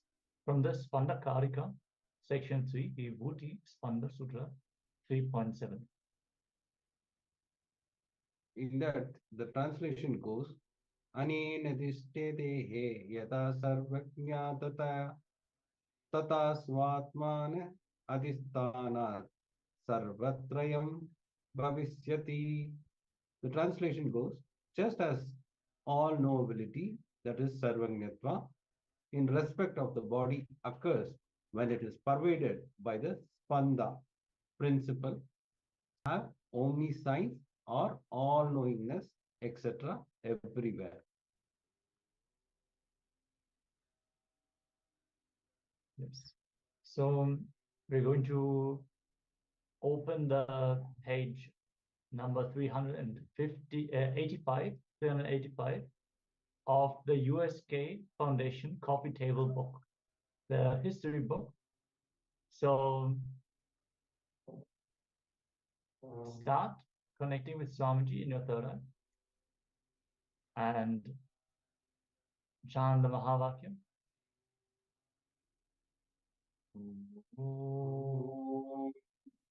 Nithyananda Paramashivoham.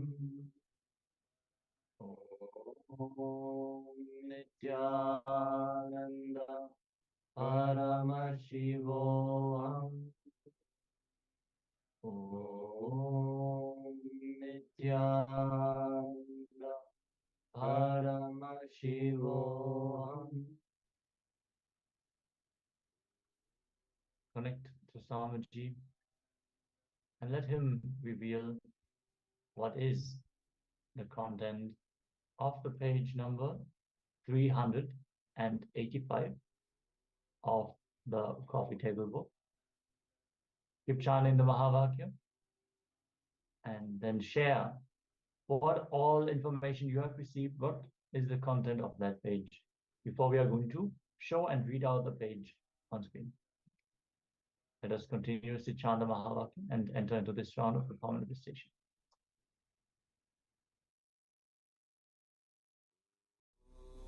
Nithyananda Paramashivoham.